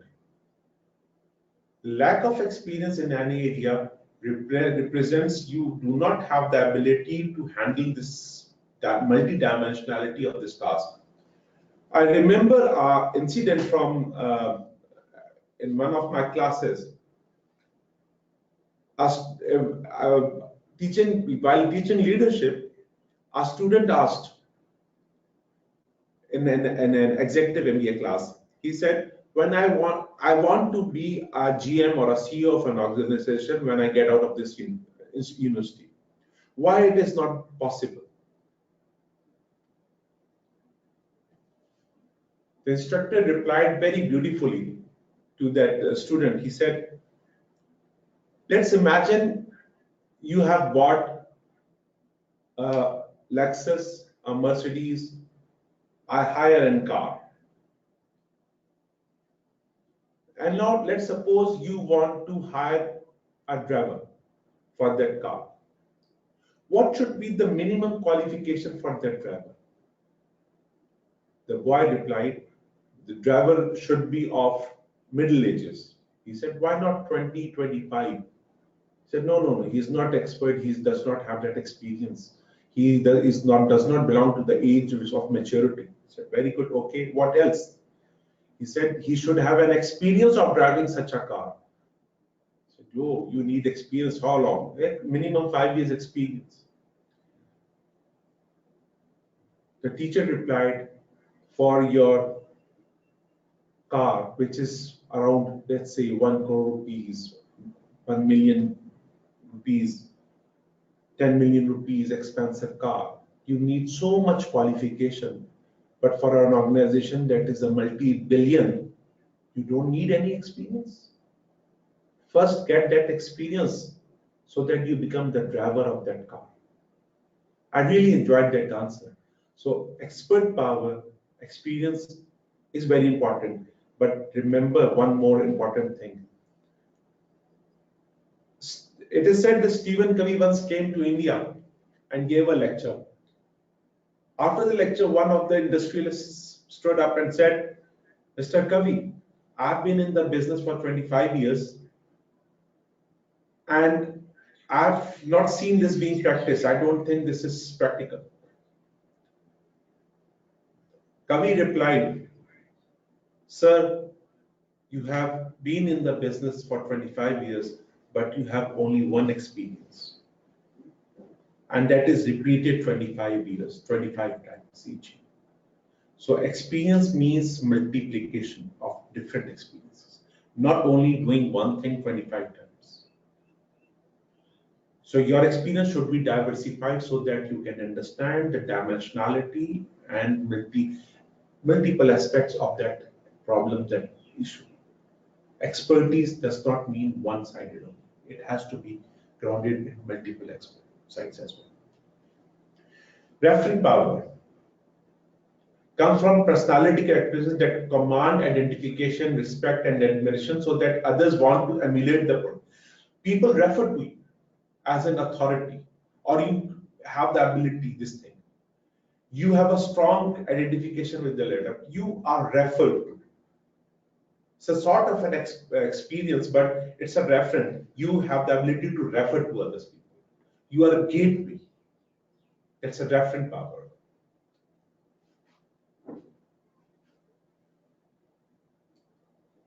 Legitimate power, form of rights, responsibilities because you have certain position.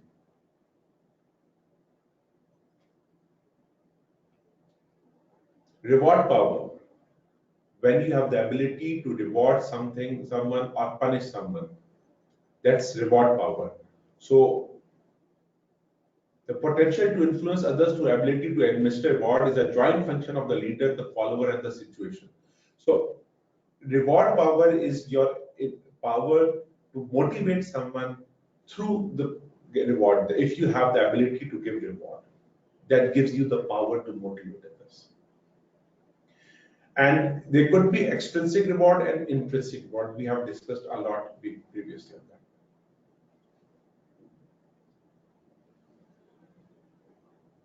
that. A very important point in reward power,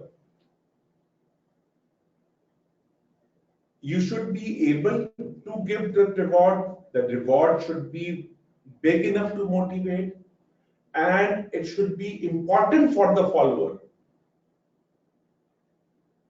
If the reward is small or the reward is not important, it will never motivate. So important, the value of the reward is very, very important. And you must understand that the follower has no control over that reward. They cannot give themselves that reward. It has to come from you. So the level of control is very important.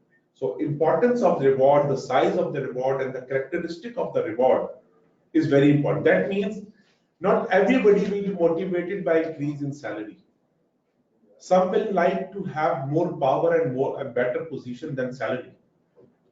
Some will like to have a reward in the form of a recognition certificate, a trip, a home, whatever.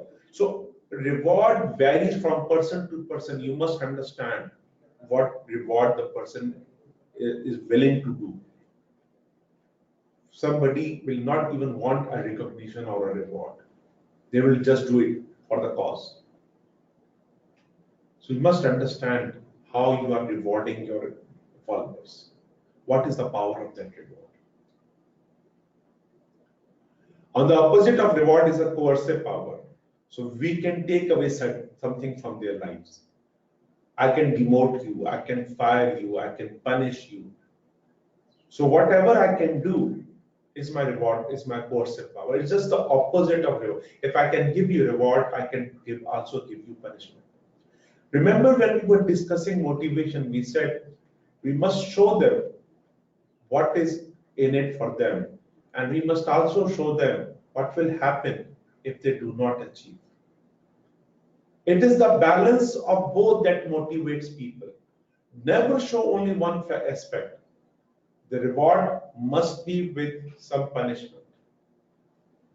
There's not only one side. For the small, short term, you can have one side, but in the long term, there's no one side. There's always a consequence of non-performance. This is what life is all about. And they should be very clear about the consequences of not achieving the vision, the goal, the responsibility, and the objective.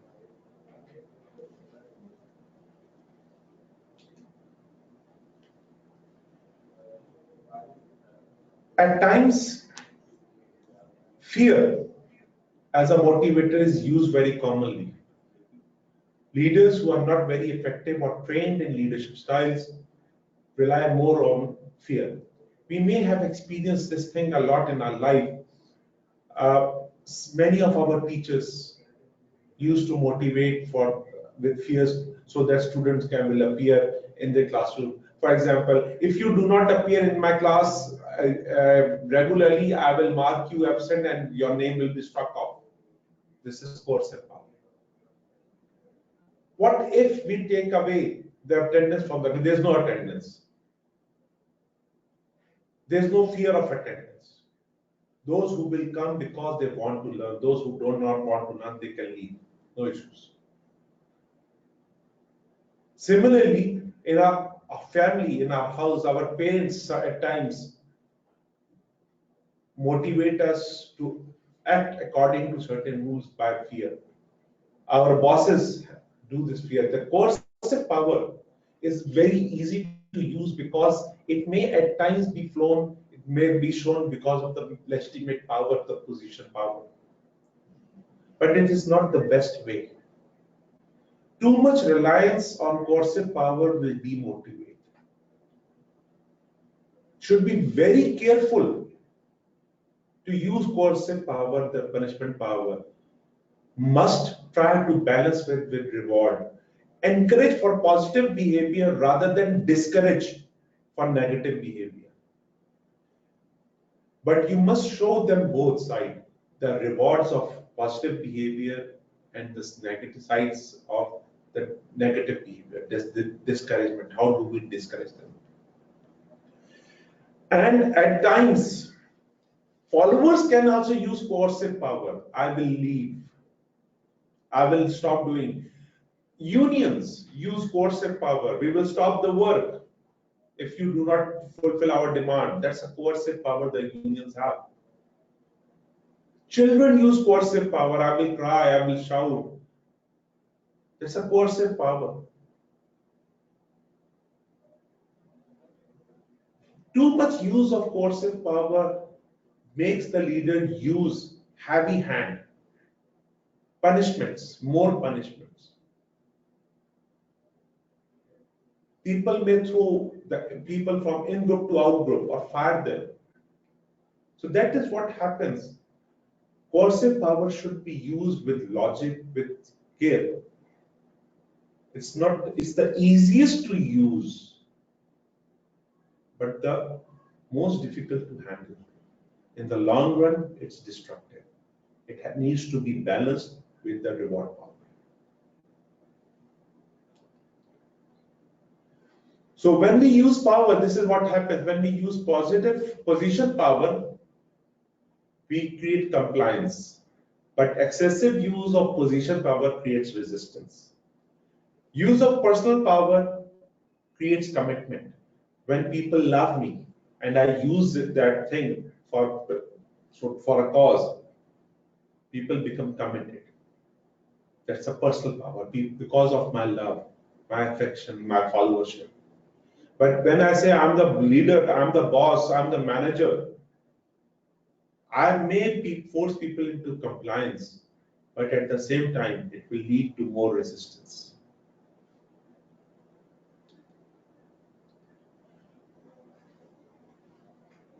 With power, there's a concept of influence, as we discussed earlier. Influencing is something different from power.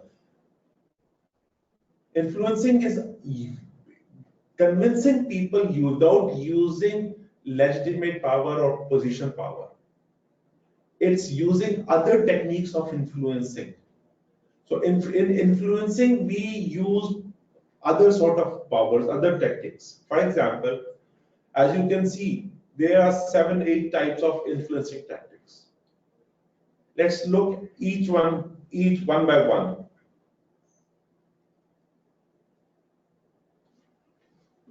Rational persuasion. When we try to convince somebody using logic, rationality, when we highlight pros and cons of doing something, this is what managers do. They try to persuade their seniors or juniors through logic, through rationality. facts and figures. That's called rational persuasion. On the other hand, inspirational persuasion, when we inspire people to a higher cause, not based on logic, but based on stories, based on values, based on ethics, based on vision, transformational leadership. When we sell future, we inspire, we motivate towards something better. That's inspiration. We inspire people to change. We can also influence people through consultation. We can involve them in the process of consultation. Be my partner. We influence them. Participative leadership is consultative. It influences people to take those decisions. Ingratiations. When we support each other, we give rewards and we show behaviors of thankfulness. If you do this, I'll be thankful to you. That's ingratiation. Personal appeals. For my sake, I am saying it, please do it for my own sake. If you love me, do it. Personal appeals. We influence, that's an emotional appeals. Exchange. If you do this, I'll do this. You scratch my back, I'll scratch yours. We influence each other. Coalition tactics. Let me and you work together on this one. We influence people through coalition. At times, we try to influence leaders by creating a coalition of similar people, of our departmental heads and all these things. We go into coalition so that we can pressurize. Industrialists go into coalition to pressurize the government. Influence, they influence through coalition. They're a very common strategy of influencing and changing, creating a change. Pressure tactics, unions, same as coercive and reward powers. Legitimizing tactics, all those positional powers that we can legitimize. So influencing, we use influencing all of the time. As a leader, one thing you need to master is to learn the art of influencing self and others. You must understand which type of a follower needs to be influenced how. So there are multiple of strategies. If one does not work, you go for another. Look at the international diplomacy governments use. They use multiple strategies to influence other governments. There could be pressure tactics like USA and Iran are using, Iran and USA and China are doing pressure tactics with each other. Consultation, G8 with each other. Inspirational appeal for better environment. Pulling people towards something. Inspiration appeal towards move against corruption. So all the time we are using different influencing strategies. And as soon as you start to influence another, you become a leader. First of all, you have to influence your own self. You should make yourself ready to change. Then you have to influence one person to accept the vision that you have. And that influencing could be done through various means. You can start with logical. You can go towards inspirational. You can go for personal appeal. Believe in me. You have seen me working. You believe, you know that I'm saying it right.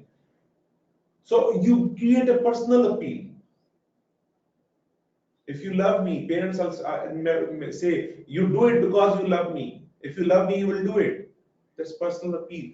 So for every situation, you must think about what powers do you have, what influencing tactics can you use. From this list, look at your past. Which influencing tactics have you used in your past? Can you identify various influencing strategies that you have been using in the past? Let me know. Waiting for your input.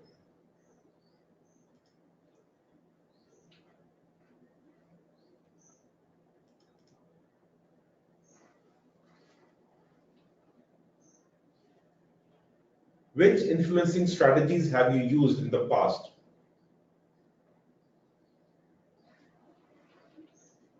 Rational persuasion and consultation tactics. Imtiaz, very nice.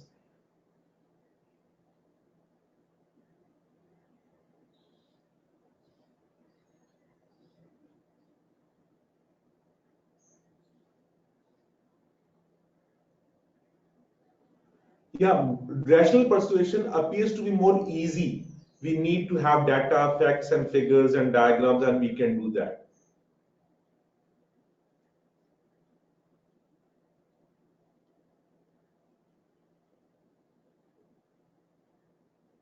Okay, Krishna, coalition, very nice. It's very, very effective. Rohit, very nice. Premise, rational persuasion consultation, especially regarding project, inspirational appeal. What type of inspirational appeal have you ever used? Premise and one person previously have said inspirational. Can you share your inspirational appeal? How do you do that? Muhammad Adnan, personal appeal. Rational personal appeal. How do you do that? What's a personal appeal? How do you give that appeal? Ishaq, inspirational appeal. Give me an example of inspirational appeal.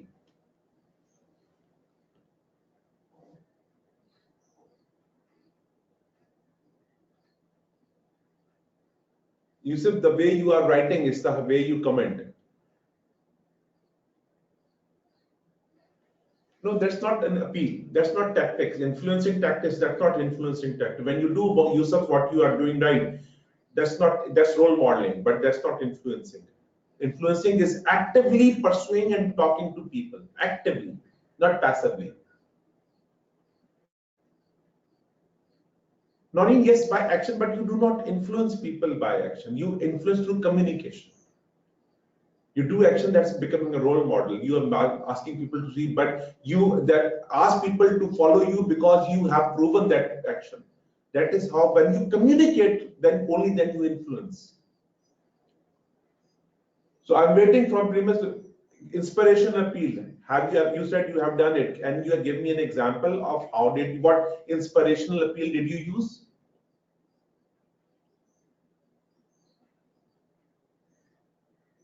Yusuf Mari, you are confused about what? I need to be clear. What do you want?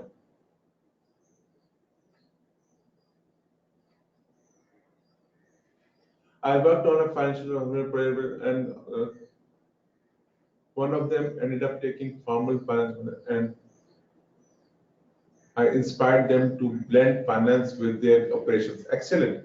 Yes, that's a good appeal. That's a good way. Related to personal life, I have recovered from a period during my and very good. Very good, Ali. Yes, Ali. Very nice. Very nice. Yes, use of influential. No, it is inspirational appeal. It's not influential. It's inspirational appeal. How do you inspire others? What do you say? How do you motivate others? Through using inspiration. Inspiration of your work. People with good work can be a role model of inspiration. Those people who have inspired you. How do you inspire people? I'm learning from examples, yes. But have you ever used this inspirational speed for yourself or for others? That's a major question. In order to practice these techniques, you must know how each of them work. In inspirational, you have a vision that appeals to other kids to follow. You have a picture bigger than life. That inspires people to be like them. For children, their parents are inspirational if they have achieved something, their brothers, uncles.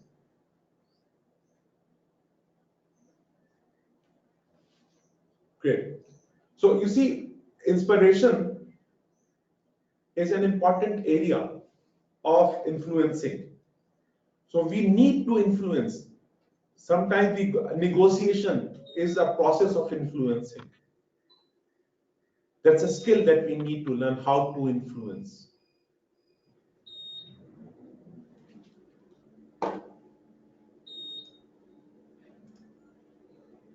Okay. So that takes us, when we influence our followers, we are trying to change their life. And as we know, the main job of a leader is to develop followers. Now let's look at some theories of leadership that discuss how do we develop followers. Before I move into that area, I would like you to ask me any question regarding influencing or anything. If you have any question, because the next area will be a different area of that we'll be discussing. So before we move, I would like you to ask me any question regarding what we have covered so far.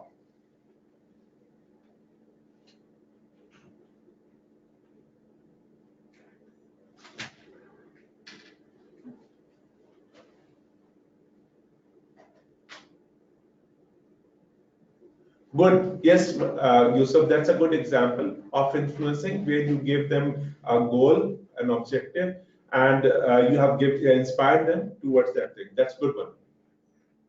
So far, we have covered influencing and power. Do you have any question in that area before we move into how to develop followers? Do you have any question or a comment?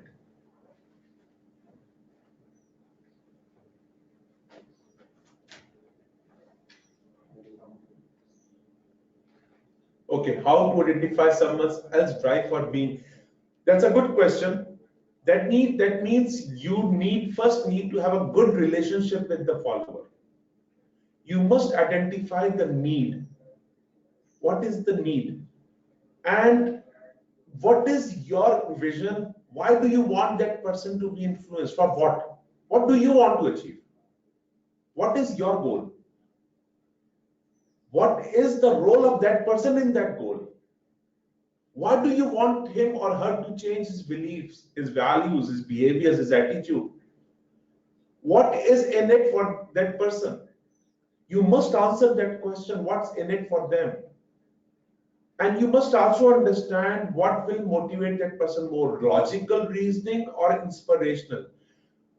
Are you as a person more appealing to that person so that you can use personal appeal? Look at me, for example, father can say to a son or daughter, look at me, be like me, or a teacher or a manager. Do you have a love relationship with that person so that you can use personal appeal?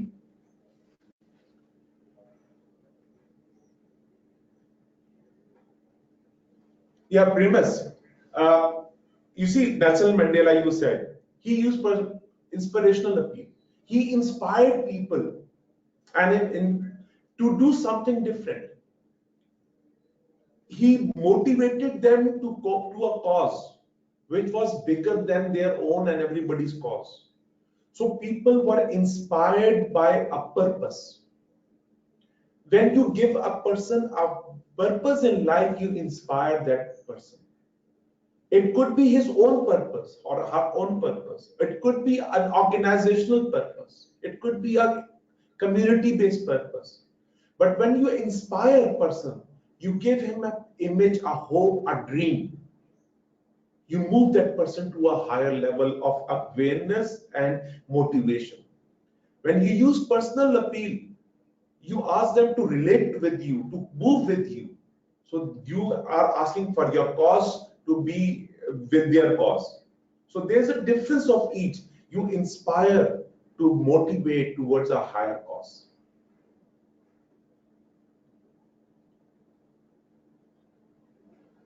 Sufyan, how an introvert or a person who is shy in delegating work to others can overcome this weakness? First of all, Sufyan, let me be very, very clear on this. It has nothing to do with this introversion. Nothing. It's absolutely a myth, a wrong concept that introvert cannot delegate. No. Introvert is a personality style, and according to me, the most powerful style, as per me, right? People can differ.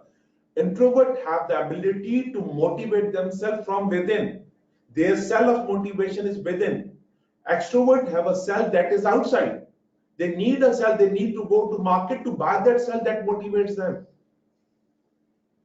It has nothing to do with introvert or extrovert. It is the ability to communicate effectively.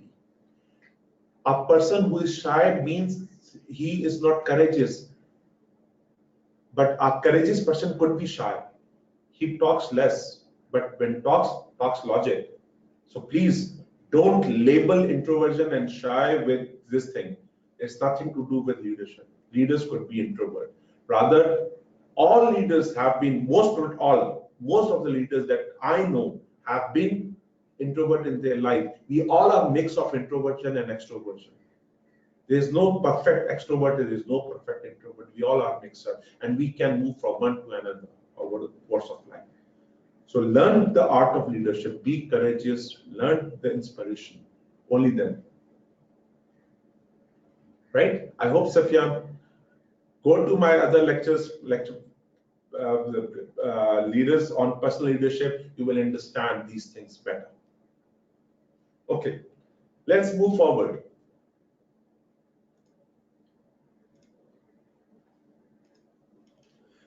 I'm talking about a very important theory, situational leadership.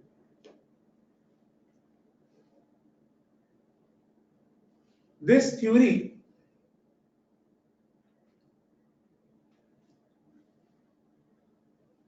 was given by Blanchard, and then it has become a major model in leadership development, practiced in many organizations across the world. It's a very, very elaborate concept, and it highlights that a good manager needs to change his or her style of leadership based on various situational factors. The theory argues that effective leadership style is dependent upon two things. First, the leadership style. Second, the development level of the followers.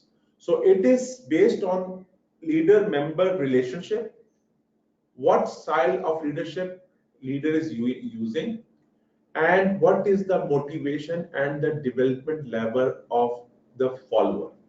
So as the follower matures, the leadership style changes. This style we practice in our everyday. You might have seen your parents changing their style of communication and interaction with you. When you or your brothers and sisters were small, they were different. They were having a directive style. And when you once go into a university or job, their leadership style with you, interaction with you change totally. So this is a style that we practice every day, but needs to be mastered and learned every aspect. So let's have a look at these various aspects of the leadership style. We will be briefly touching this style only. Will not be going into detail in this style. The first S1, that's called directing. In S1, if you see in the below, there's a D1. Low competence, high commitment. So S1 is a style that leader will use when the follower is new, he or she does not know how to do a certain task. The commitment level, the motivation level of that follower is very high. So the leader is using directing approach, autocratic approach, telling approach. The leader tells the follower, do this, do this, do this, and the way I tell you do this, don't use your brain, anything else, just do it. So that you start learning. So telling style is, if you go in schools, in kindergartens, teachers use telling style. They tell this is how you grip your pencil, this is how you do whatever, but motivation level is very important. The commitment, the follower wants to learn, high level, but the knowledge level is very low. So the newcomer in an organization does not know how to do a task. It could be a freshman from an MBA or from a bachelor school, or it could be a fresh doctor who does not know. It could be a fresh accountant who does not know how things are really done. The person has the basic theory in the mind, but does not really know how to do it. So directive style, directing says low direction is low support. When you move, when the level of knowledge, the supportive behavior, when you move higher towards S2, that's called coaching. Now, in coaching, it's D2. If you look at it, it's D2. Now, D2 is the follower has developed certain competencies and can do something. But in the process, the follower has lost little commitment.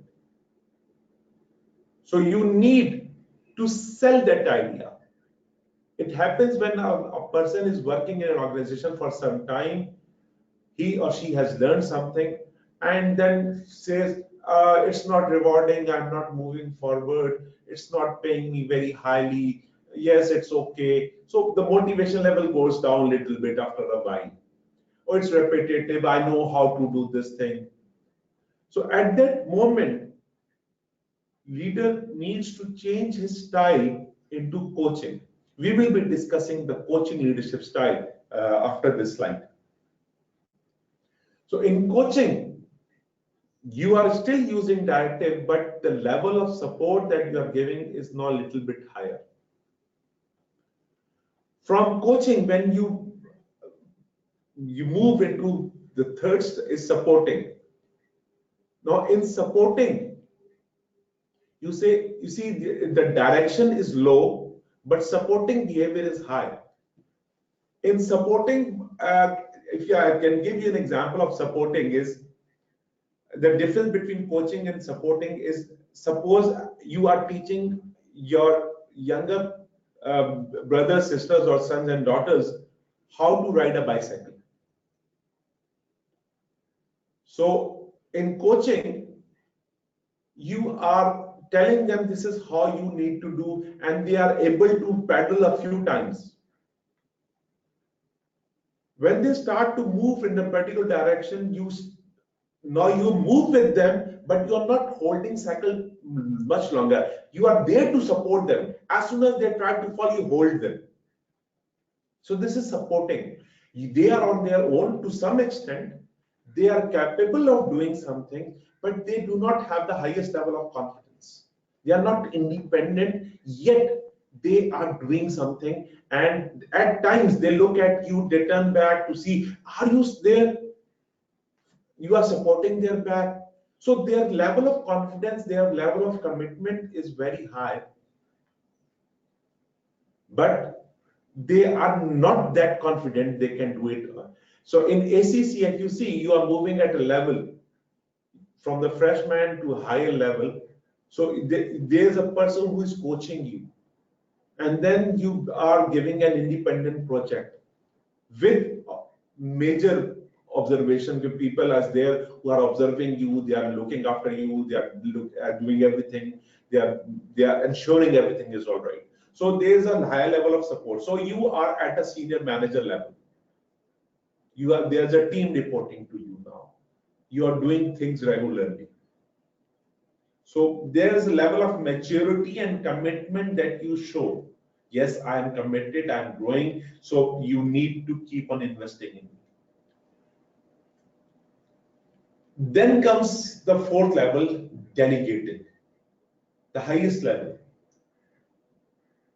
Delegating is the level where you are fully prepared to take on a project independently. You are independent critical thinker. You have highest level of commitment at this position.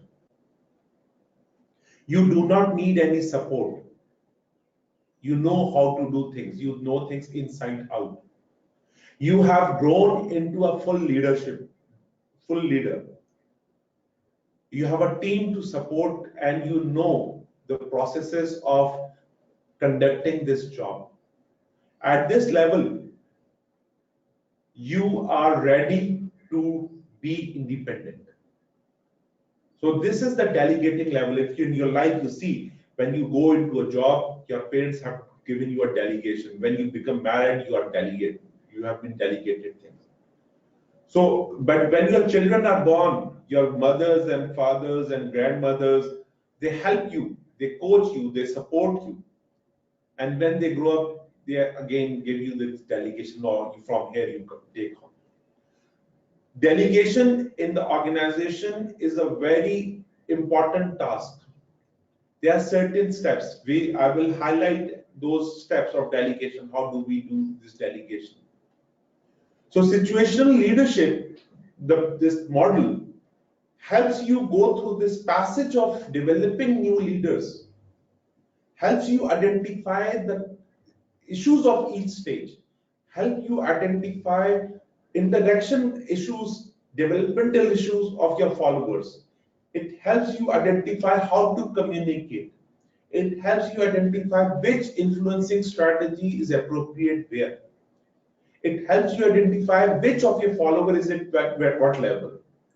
So if you look at it, where do you see yourself in the organization that you are currently working?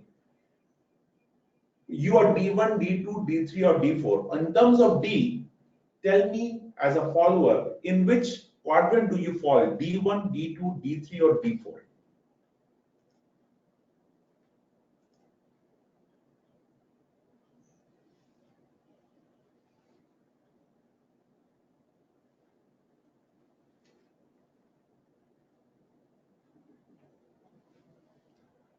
D3, good supporting.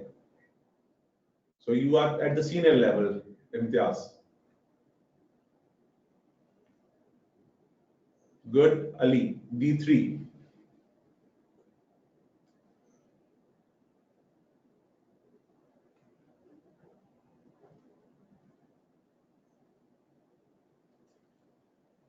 Adnan, D3.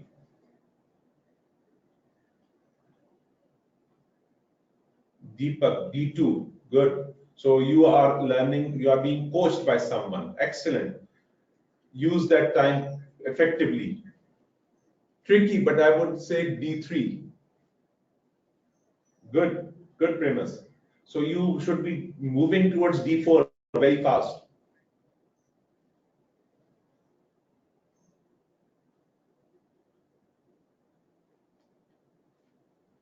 D4, Krishna. So you have followers at you who are following you. So you are at a person who is handling people. D4, Rida. Very nice, Rida. So what are the challenges that you are facing at D4? Krishna, please share. Rida, please share the challenges that you are having at D4 and the challenges the people are having at D3. What are the challenges? Safyan and Primus, what are the challenges that you are having at D3? And what are the challenges that you are having at D4? What is the difference? What challenges do you face?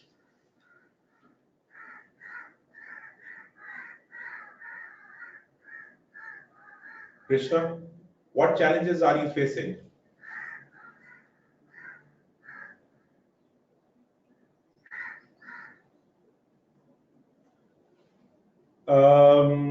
Well, that's a side effect of becoming going at the D4 level. That's the power that you have. Power always breeds jealousy. Content, don't worry. But other than that challenge, with the team that you have, what's the challenge? Resistance. Some people get jealous and try to Both put of me them down. are useful. Oscar B. Rida, same resistance, jealousy, and try to put me down. Rida, I think you should get out of these issues.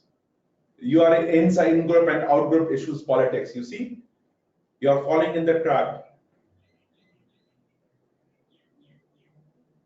There will always be people who are jealous. You can never make people happy. Get out of these issues. Don't focus on these issues. Be positive. Be positive. What other issues? Rhythm.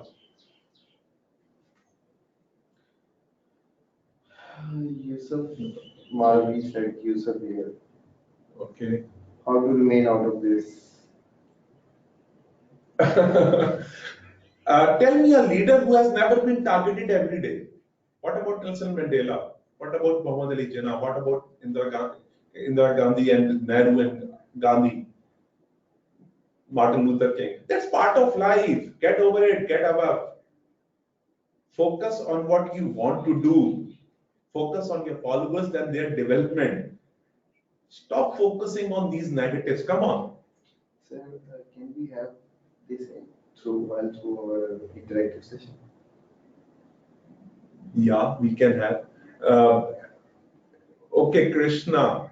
Different people and different level of understanding and thinking. Sometimes it's hard to combine. Yes, that's a big challenge, Krishna. That's at the level of D4 and D3 when you have people to follow. So there are different type of people. If you would like, we can have a voice interaction. If you would are interested in having to talk out what you want to say, we can have a voice interaction. So put your hands out if you would like to say something. We are open now. If you want to say something, we can unmute you. Yeah, we can unmute you, but before that, you make sure that your environment is like noise free and your microphone is properly working. Slide through.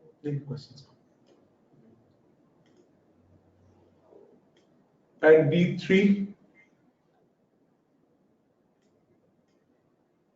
Rida, expectations at D3, at D4, yes, this is what is a game of expectations. That's why you are D4. People have high expectation performance. They have invested so much. They have given you that power. So enjoy this expectation. You are in limelight. Enjoy. Life is all about meeting and managing expectations. It's nothing impossible. Nothing impossible. Don't think about it. We have a member, Sadaf, but his microphone is not appearing. That means so that you do not have a microphone. So we can't hear you. We are so sorry. Yusuf Marvi. Yes, Yusuf Marvi. Yusuf Marvi. We are unmuting you. So please, we would like to hear. Yes, yes, Yusuf. We have unmuted you, but you have self-muted. Self-muted. Please unmute yourself. Yes, please unmute. Yes, Yusuf.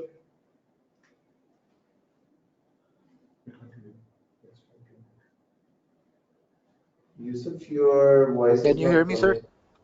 Yes. Yes. Hello. Can yes. you? Yes, Yusuf. Actually, I think his internet connection is weak. His voice come and go. Yusuf, we can't hear you. Yes, we are. If he is speaking and this device is not working, even then this bar will show that the voice is coming. Yusuf, we can't hear you. Primus, what have you said? Yusuf, one of the biggest challenge I face is that of work-life balance. This is so because I support team members a lot, given the cross-functional nature of the team and the fact that not many of the team members have a finance background. Our organization is currently going through a major strategy, and I'm expected to lead on various mini projects. Yes, Primus.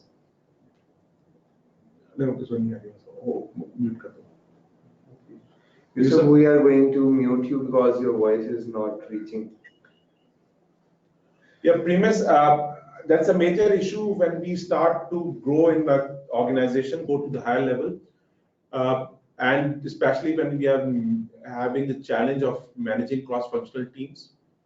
Work-life balance at times become an issue, but make sure this is a period of time where this is not a long period. Try to give quality time to your family and for yourself.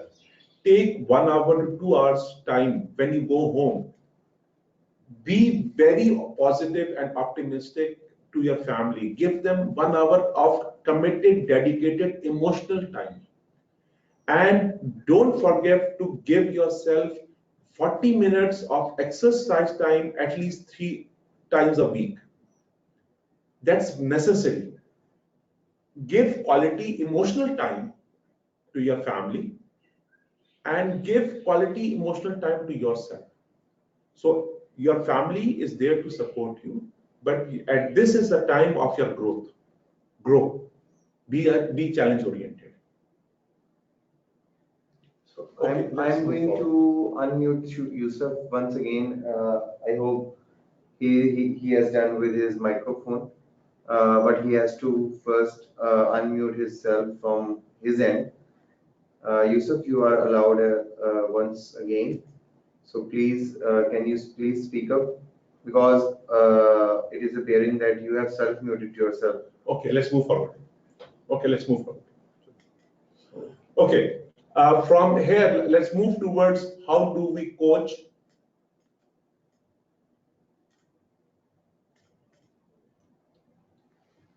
Okay, just have a look at this slide. It's the same slide of the last year, but in a different format. There's a telling, directing, selling, coaching, facilitating, counseling, and delegating. If you see in facilitating, counseling, or supporting relationship, leader and followers now share the decision making through two-way communication. So you are empowered to make decision, but through consultation. So this is the same, but in a different format. Now let's look at coaching. One of the most important job of a leader is to coach. Because you develop leader when you develop a person to the so that you can delegate power. That's the ultimate aim, and that is the laissez-faire leadership. You want to practice laissez-faire leadership, but by developing leaders to a level, you can give them handover your power to them, so you can step aside, or you can go for a bigger job, a bigger opportunity, a bigger challenge. If you do not develop people, people under you will jump and will try to throw you away. The one method, a very effective method to overcome your job security is to develop people underneath you. Most of the people in your organization who are not leaders, who are managers, they are afraid that people who are under them, they subordinate, they will rise and take their position. Those managers will be thrown out, and they will find it very difficult to get a better job. But if you start developing people underneath, imagine that they are like a wave. They take you higher. They are like a lift. They will take you higher on their heads and the shoulders and put you on a higher position. Because as a leader, you have helped them grow. Now, as a part of their thanks, they will help you grow. So coaching is an essential skill in leadership. Leaders who are not expert in coaching will fail. You need to develop leaders underneath you. You must let go of the fears. So coaching is a skill. It's an art of communication. I will see if I can develop a series of lectures on coaching. I'll see to that, and we'll try it, because for this format, I have to change a lot of things, how to interact with you. So coaching is a method of directing or facilitating a follower with the aim of improving specific skills or achieving a specific developmental goal, such as developing time management skills, enhancing personal productivity, or preparing for new responsibilities. So coaching is based on developing goals. You must develop a set of goals. So we will be discussing the method of coaching. So coaching is there when you identify a person to be developed, to be grown, and the person is ready to be coached. It's a relationship. Remember, it's not one-way communication. It's a relationship. So first of all, you have to develop the relationship of coach and coachee. It's a formal relationship. It's not informal. There's nothing informal in it. It's a formal relationship between a person who wants to be coached and a person who wants to coach. So it has to be an agreement between the two. I want to coach you, I want to be coached, right? So coaching is different from directing and controlling. It is not about judging. It is different from traditional management. It's a traditional management is controlling, judging, directing, do this, that. Fear. No, it is not based on fear or pushing. It is based on influencing tactics of inspiration, of motivation, of personal appeal. It uses not the power of but position, but the expert position power. Different power set.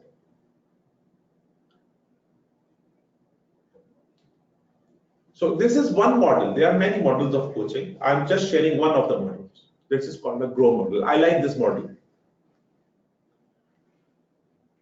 The GROW model starts with goal. There has to be an agreed, clearly specific, written down goal statement and agreement. What do you want to achieve? It has to be SMART, and I hope you know what is SMART: specific, measurable, realistic, or relevant. I said relevant, not realistic. Time bound. So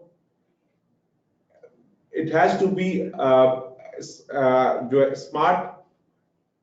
And I also say SMART is specific, measurable. A is, some people say attainable. For I don't like attainable word. I like to say it has to be what I will say, ambitious, big, ambitious. A goal that is not ambitious is not good. I don't like the word attainable because if it's specific, it is attainable. If it's non-attainable, there's no such thing as non-attainable. All goals are attainable. The difference between possible and impossible is nothing but the time. Reaching to the moon if it's an example of non-attainable goal, I wonder, because given the resources and the time, we can achieve all goals in the world. So there has to be an agreement of the objective. It has to be a long-term goal, and both parties must understand the objective of this goal very clearly. The mission and the vision of that goal. What will happen when you understand, when you will implement this goal? So have a vision, agreed vision and objective of that goal. What is that you want to achieve? Then from goal setting, we go into reality. Reality is nothing but checking what is the existing situation. For example, if you are being coached on time management, what are your existing practices of time management? What are the issues of areas of improvement? What are the areas of strength? So it is assessment of your current capacities, capabilities of your the goal that you want to achieve. How close, how far, what skills do you need in achieving those goals? So that is called reality. So we do a reality check. Then we move into options. Now, coaching is not telling, it's selling. As a coach, we do not tell what to do. We ask, what do you think we should do? We ask for options. We do not tell them, go and do this thing. That is directing behavior. Please mind it. Coaching is not directing, it's selling. We do not tell them, go do this, that is directing. That's not coaching. In coaching, we ask, what do you think we should do at this time? If the coach has come up with a problem, instead of solving the problem, we ask the options. How would you solve this problem? What factors do you consider? Remember, we are not there to solve the problem. We are there to help the person understand how to solve the problem. We are teaching how to catch the fish. We are not catching the fish for them. So instead of jumping to solution, oh yes, I know this is how we do it. Go and do it. This is directing. Even if you know how to do it, pause, don't jump. Ask the person, he or she may have a better option. And always remember, a person who is facing a problem always have a solution. The only thing, he or she is afraid to commit to the solution. Whenever there is a problem, you know the solution. So ask the person to come up with at least 2 solutions, not 1 solution. So if there's only 1 solution, ask that person, then go and do it. Why are you asking me? So help the person identify more number of solutions, and then discuss the pros and cons of each solution, and then ask which solution the person will prefer. Go through that solution with that person. How would you implement? What issues do you see? What will happen? Make them realize the process of that solution coming up. Don't jump to conclusions of solutions. This is what options is about. Then you go to wrap up, where what happens? You keep on going back. What happens? You implemented it. What was the results? Okay, if you got the result, good, move forward. If you didn't, what happened? How can we? So you go back to reality. You move. What is our goal? Every time you interact, you go first to the goal. Remember, this is our goal that we want to achieve.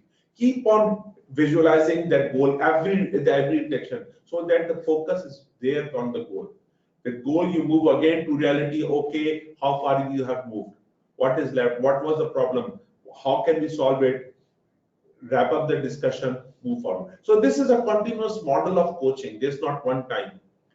It is like interacting with your sons, your daughters all the time, and coaching them, guiding them towards the right path, right behavior, rather than telling them do this, do that, do that. No, that's a directing behavior, it's coaching behavior. There's a difference of behaviors and belief systems.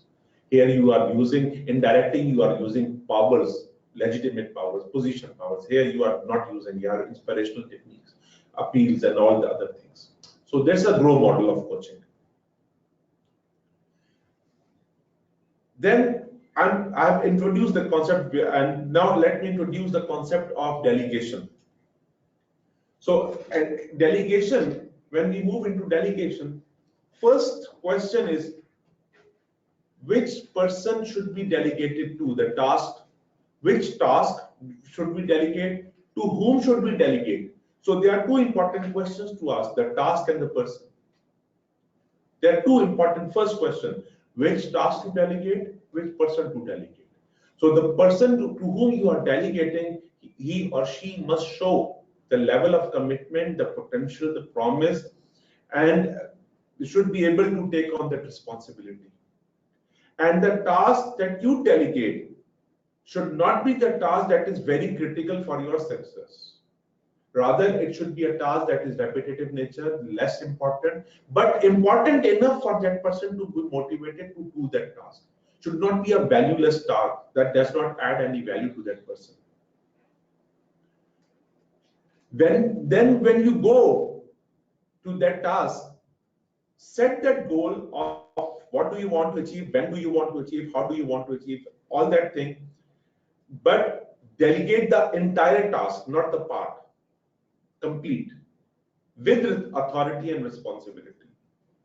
Give that person full power to do that. For example, if you are going to achieve have a party, delegate the task, select the person, do this arrangements and everything, delegate. But you should have a clear standards of what standard the person should meet. So the goals and the standards are there. Then set realistic deadlines and the goal setting process. But don't forget to review occasional. Don't do macromanagement. But you should have a standard deadlines so that you know if things are progressing or not. In lessons fair, the negative side is you give the task and you forget to take the feedback at the end, you get a shock of your life. But a good leadership is you set intermediate deadlines. For example, if there's a project, a party that you want to arrange, so there are deadlines, there are certain benchmark activities. Have you contacted the caterer? The event, the cards have been distributed. So you keep on check the basic benchmarks, but you do not do the macro management of each and every task. And when the task is completed and it is successful, you give credit in front of everybody. Don't take the credit, I did it. No. Delegation requires to accept and appreciate the efforts, the responsibilities of that person to whom you have delegated. So that there should be a public appreciation. If it is not, take your full responsibility and reprimand that person in private, not in public.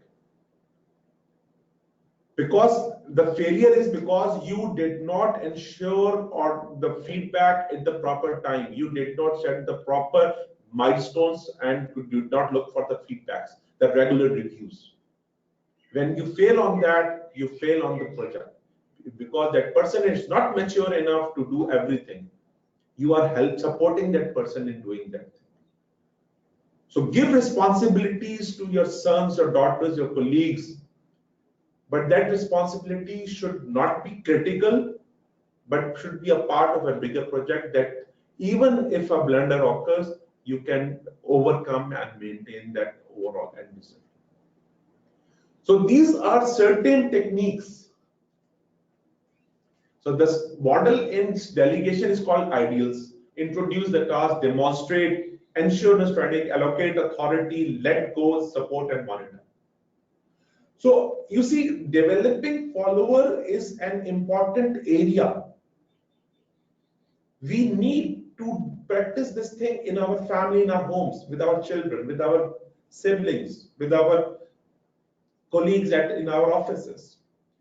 We need to develop them into a better leader. And developing requires letting go. Developing requires coaching them. Developing requires supporting them. Developing requires monitoring them. Developing requires identifying their capabilities. So developing a follower is an ongoing, never-ending process.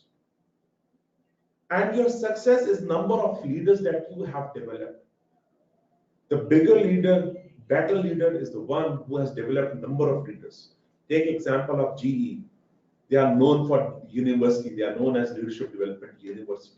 They keep on churning out leaders. Look at the world leaders. They develop new leaders. The cultures who develop leaders are better off. They are better than developing countries. Is the biggest issue. They do not let new leaders come forward. There's one dictator, one person who is there for the whole life. If you look at the kings, they develop their sons and daughters to be leader. They have a succession planning. So you need to develop a successor for yourself. Only then you will grow. If you have no successor underneath you, you are failure. So at the end of these 3 sessions, let me just summarize whatever we have covered. We started with the definition and characteristics of leader. We went into Ohio State leadership basic styles. We understood various leadership styles and saw the importance and the advantages and disadvantages of these styles. Then in this session, we moved into the leader-follower relationships and highlighted the importance of developing leadership and various aspects and steps of developing leaderships. Remember, these are only the touch points.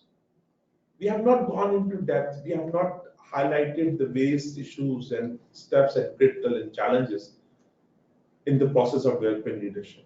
It's an ongoing process. I wish you best of luck in this journey of leadership. And I wish you to become a better leader and develop more leaders. If you have any comments, any suggestions, any questions, I'm open before we close this seminar. And thank you for being a very good participant. So first, I would like to have your comments or questions that you have, if any, left. Thank you very much. Yusuf Marvi, apparently microphone issues. How to understand a leader as a follower? Okay. I really like this because I once had a coach about 10 years ago who spent his time telling me what to do. Primus, don't tell. It's not a good coach, Primus. Since time plays a crucial role in your goals, So giving yourself a tough time to get the goal achieved, is it a good approach? Yes, why not? Because everyone wants ease in life and no one wants extreme burden. In that case, what would you suggest for the goal setting? Did we set lower targets with a thorough? Adnan, please read history. Tell me one leader who did not achieve things without hard work. Tell me one leader. And since your name appears that you are a Muslim, take example of prophets, the hardships that they faced. Let them be your role model. Take example of Nelson Mandela. He spent 27 years in jail. So there's no shortcut to success, and it's not bed of roses. Ali Ashad saying thank you very much for this informative session. Rohit, very informative. Thanks for a great session. Leadership is tough. Sanjana Punjabi, excellent session. Learned a great from you. Will be very helpful. Thank you. Okay. Good session. Thank you very much. It's 6 o'clock, and I bid farewell to all of you. I hope to see you soon in another session. I'll be planning to conduct a few more.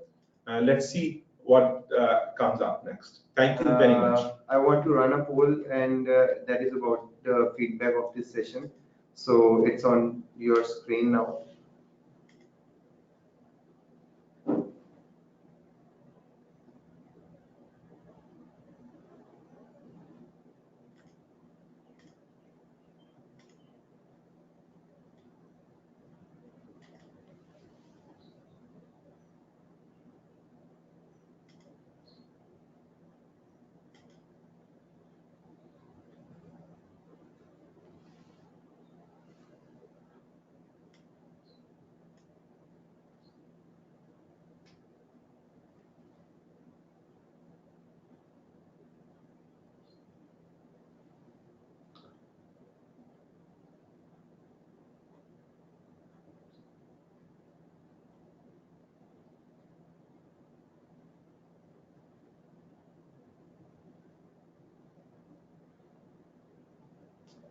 In the meantime, I will announce once again that CPD survey is going on, and all the members have got the link by ACCA Global, and the link is forwarded at their registered emails. So please take some time out and do fill up the survey, and also okay, also participate and give your feedback about the CPD in that survey. So we will be looking after your survey, and hopefully you will take some time out. And I am going to close this poll now and share the results with you. So about 38% people saying it's excellent, 48% people saying very useful, while 14% people saying good. I want to share the email address of the trainer with you guys. It is Mobinul Haq, MOBIN ULHAQUE @gmail.com. Okay. Plus another email is Mobin at talent, TALENT, talent.org.pk. So if any one of you who wants to communicate with me, you can send me an email and I'll respond. Thank you again. So thank you everyone. Goodbye. We will come up with the new series of the CPDs in the July, and I hope that I will be finalizing the financial modeling series within a short span of time, though we have not announced any dates. But let me tell you that it is in the finalization process. We might be having a financial modeling session maybe in the end of July or maybe in August. Thank you, everyone.